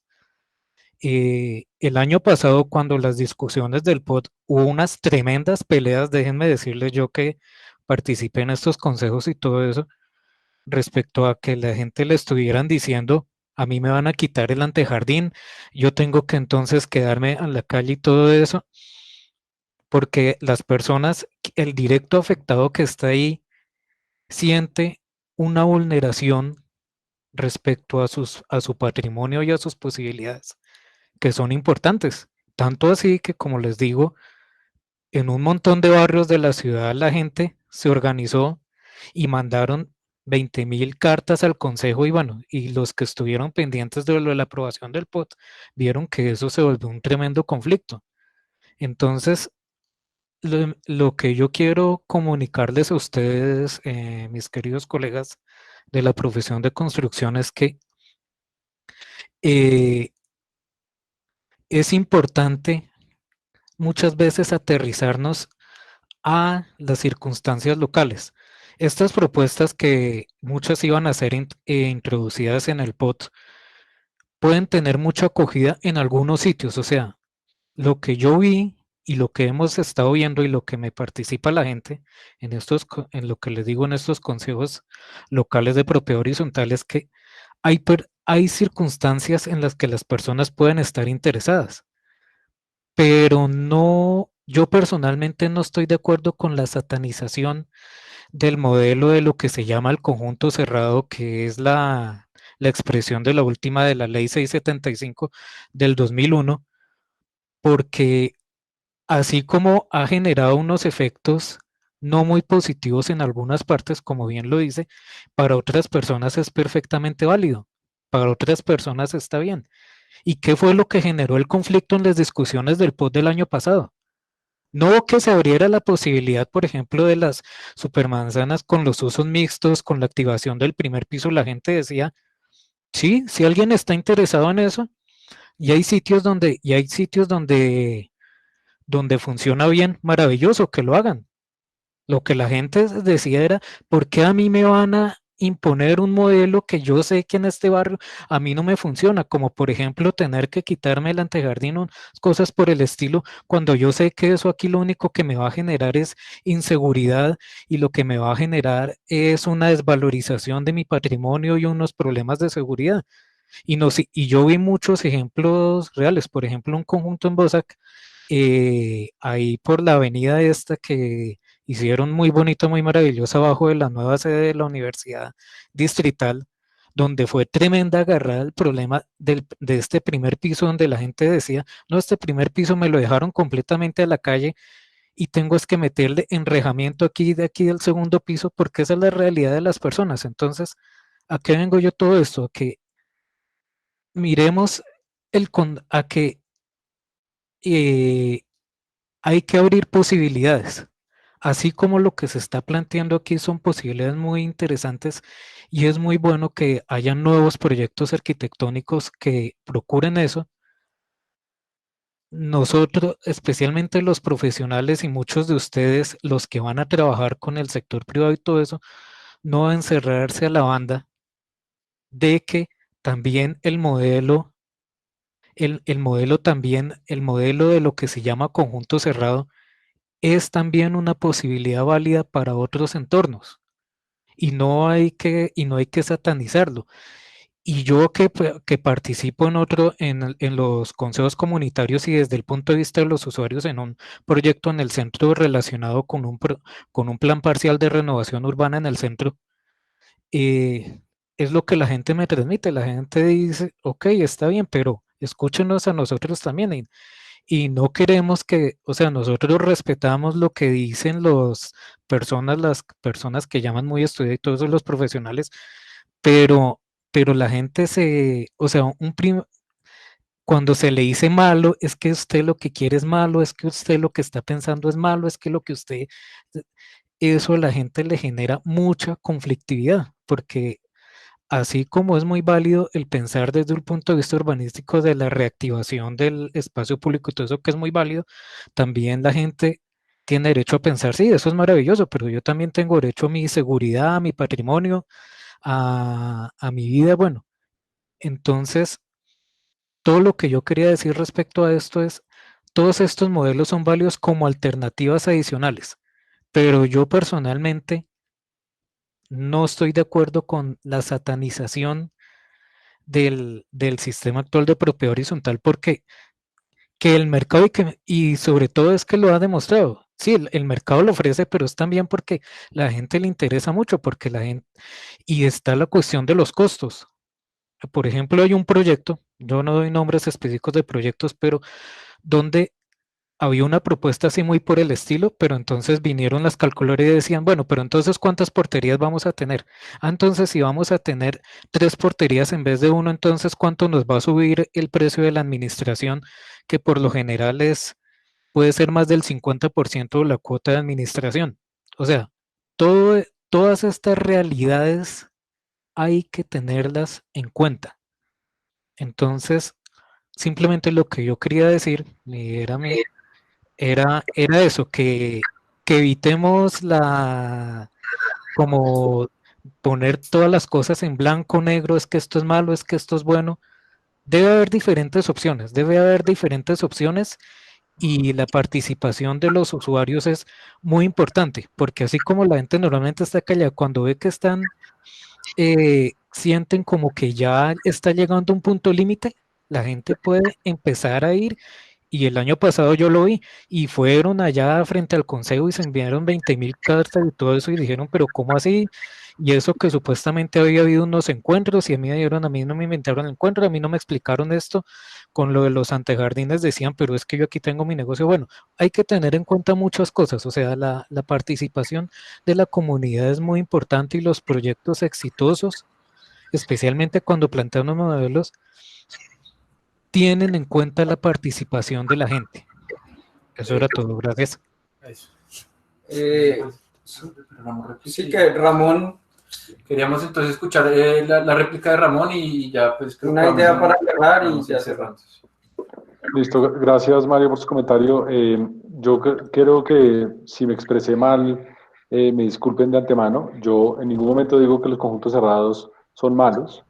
Es más, lo dije muchas veces, los conjuntos cerrados es una célula urbana muy interesante de socialización y de vida comunal. Creo que eso está muy bien. El problema viene cuando el borde del conjunto cerrado está generando un espacio público inseguro. Y en ningún momento dije que hay que quitar las rejas o desproteger los primeros pisos de los conjuntos, sino al contrario, construir bien ese borde para que sea aún más seguro y más poroso en el sentido de relación público-privado, pero nada de abrirlo ni de hacer más porterías, ni eso entendemos que no es una solución. Eh, y claramente yo no soy representante de la institución ni del POT. Todo esto que estoy contándoles se lo propusimos como recomendaciones de política pública al POT y en ningún momento fueron ni siquiera tomadas en cuenta ni nos devolvieron la llamada. Yo, el día que estuve con los concejales estaban felices, me dijeron, oh, qué trabajo tan increíble, y no volví a saber nada de ellos porque también se cayó el POT. Pero lo que nosotros creemos es que hay una posibilidad de construcción social del borde. Y, eso es, y estoy totalmente de acuerdo con usted que la comunidad es central en esto. Por eso la idea es completar. La idea es completar, es no dejar el borde sin solucionar, porque yo creo que por la desidia urbanística de creer que el borde puede ser así fantástico de arbolitos y de la relación que heredamos del modernismo de las torres en el parque, nos generan una crisis con la forma en la que vivimos y las relaciones que tenemos que establecer en el espacio público. Entonces tenemos que ser contundentes con la construcción del límite para que la sociedad tenga la posibilidad de crear ese límite entre todos. Yo no estoy satanizando el conjunto cerrado, es más, de hecho le dije varias veces en la presentación que soy fan de los espacios colectivos, yo me crié en uno y me gustan, pero lo que creo es que los bordes podrían ser mejores. Y es importante tratar de entender el mensaje de completar y de mejorar. Yo sé que la gente le tiene miedo al cambio y eso es una cosa que nos hemos encontrado en los procesos que estamos llevando en este momento de hacer entrevistas y reuniones con las comunidades de las copropiedades que estamos trabajando. El miedo al cambio es latente porque pues todos sabemos que no hay nada mejor que lo que conocemos ya, que cualquier cambio puede ser fatídico. Y lo que nosotros abogamos es porque discutamos las cosas beneficiosas para la ciudad. Cuando hablo de densificar un poco, también hablo de ganar un poco más de plusvalía para la gente que tiene ciertos problemas en los conjuntos que suelen ser caros por los gastos de administración. Eh, y también hablo de poder mezclar un poco porque siempre es rico poder comprar algo en la esquina que me hace falta y no tener que coger un carro para ir a comprar el pan, que es una situación que está pasando en la ciudad en este momento. Eh, y la idea de completar es mantener lo bueno, entender lo que las comunidades quieren y incentivar el uso adecuado del espacio público. Porque lo que sí estamos todos de acuerdo es que la calle está abandonada, la percibimos como insegura y no le estamos sacando el jugo a un espacio que todos estamos pagando. Y es un espacio que debería ser fantástico, debería ser el sitio de encuentro, debería ser el sitio de socialización, debería ser un sitio seguro, debería ser un sitio de juego, debería ser un sitio creativo.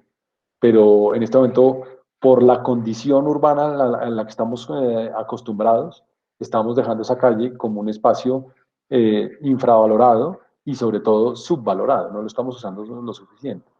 Entonces, mi invitación sería pensar en que para nada es romper la seguridad de un conjunto, para nada es abrir más huecos y llenar al conjunto de problemas de seguridad, sino al contrario, construir ese borde pensando en que la calle tenga un poco más de vida. Bueno, realmente pues nos parece increíblemente interesante. Realmente esto es lo que nos parece muy interesante de esta cátedra, que podamos tener este tipo de interacciones de personas como Mario, que presentan la realidad del común, ¿no? O sea, esa es la realidad y eso es a lo que nosotros nos enfrentamos, nosotros los arquitectos, diseñadores, muchas veces nos enfrentamos cuando tenemos que estar exponiendo un proyecto, o sea, y eso es un poco la idea para los estudiantes de pregrado, para los estudiantes de maestría, y un poco lo que nosotros queremos compartir, y por eso invitamos a todas estas personas, a lo que uno, o sea, el estrellón contra el mundo que uno tiene que vivir cuando se enfrenta y comienza a justificar un proyecto de arquitectura que a uno le parece fantástico, con los usuarios, porque es que además, por un lado, hay una distopía ahí una contradicción ahí entre nuestra formación, que por un lado queremos diseñar para la comunidad, pero por otro, cuando le estamos exponiendo un proyecto a la comunidad, la misma comunidad es la primera que realmente le parece que lo que uno hace, pues definitivamente no. Entonces, las aproximaciones que ahora tenemos que comenzar a hacer, como la que están haciendo ustedes con la oficina de Bermúdez, pues es supremamente interesante, porque realmente, y esta última parte, esta última argumentación que acaba de dar Ramón, pues es con lo que realmente hay que hablar, y son argumentos que le entran a las personas del común, pues se le va a valorizar su apartamento en principio, y eso va a comenzar a conducir una serie de cambios que es un poco lo que a nosotros nos motiva, en realidad, y pues no, pues esto es realmente a lo que queremos llegar un poco con este curso de la gestión, hilar hasta el punto de que lleguemos compartamos o soluciones o estrellarnos o hacer un simulacro de estrellarse contra lo que es presentar un proyecto de arquitectura. Y solo estrellándonos y conociendo esa realidad es como vamos a comenzar con la que, hablando muy coloquialmente, no nos van a coger siempre con los calzones abajo cuando nosotros estemos presentando ideas que puede que sean supremamente interesantes y deseables, ¿no? Entonces un poco pues esto pues es lo que al final nos interesa. Yo creo que ya se nos acabó un poco el tiempo definitivamente hacer esto, pero pues nada. Pues no, les agradecemos mucho.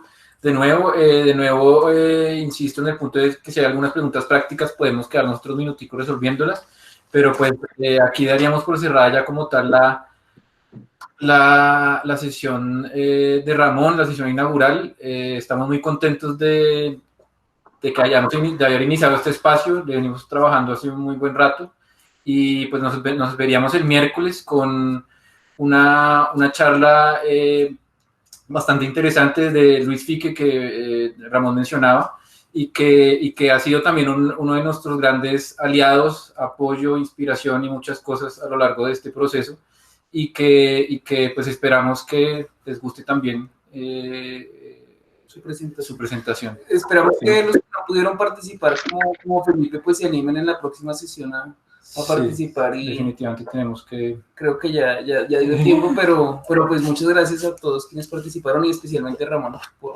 Sí, los conferencistas hablan mucho, pero aprovechan a Luis, que es una joya tenerlo el miércoles y a ver si me logro conectar un momentico por lo menos y realmente, como dije al principio, Luis es culpable de todo esto, ahí estamos detrás de él.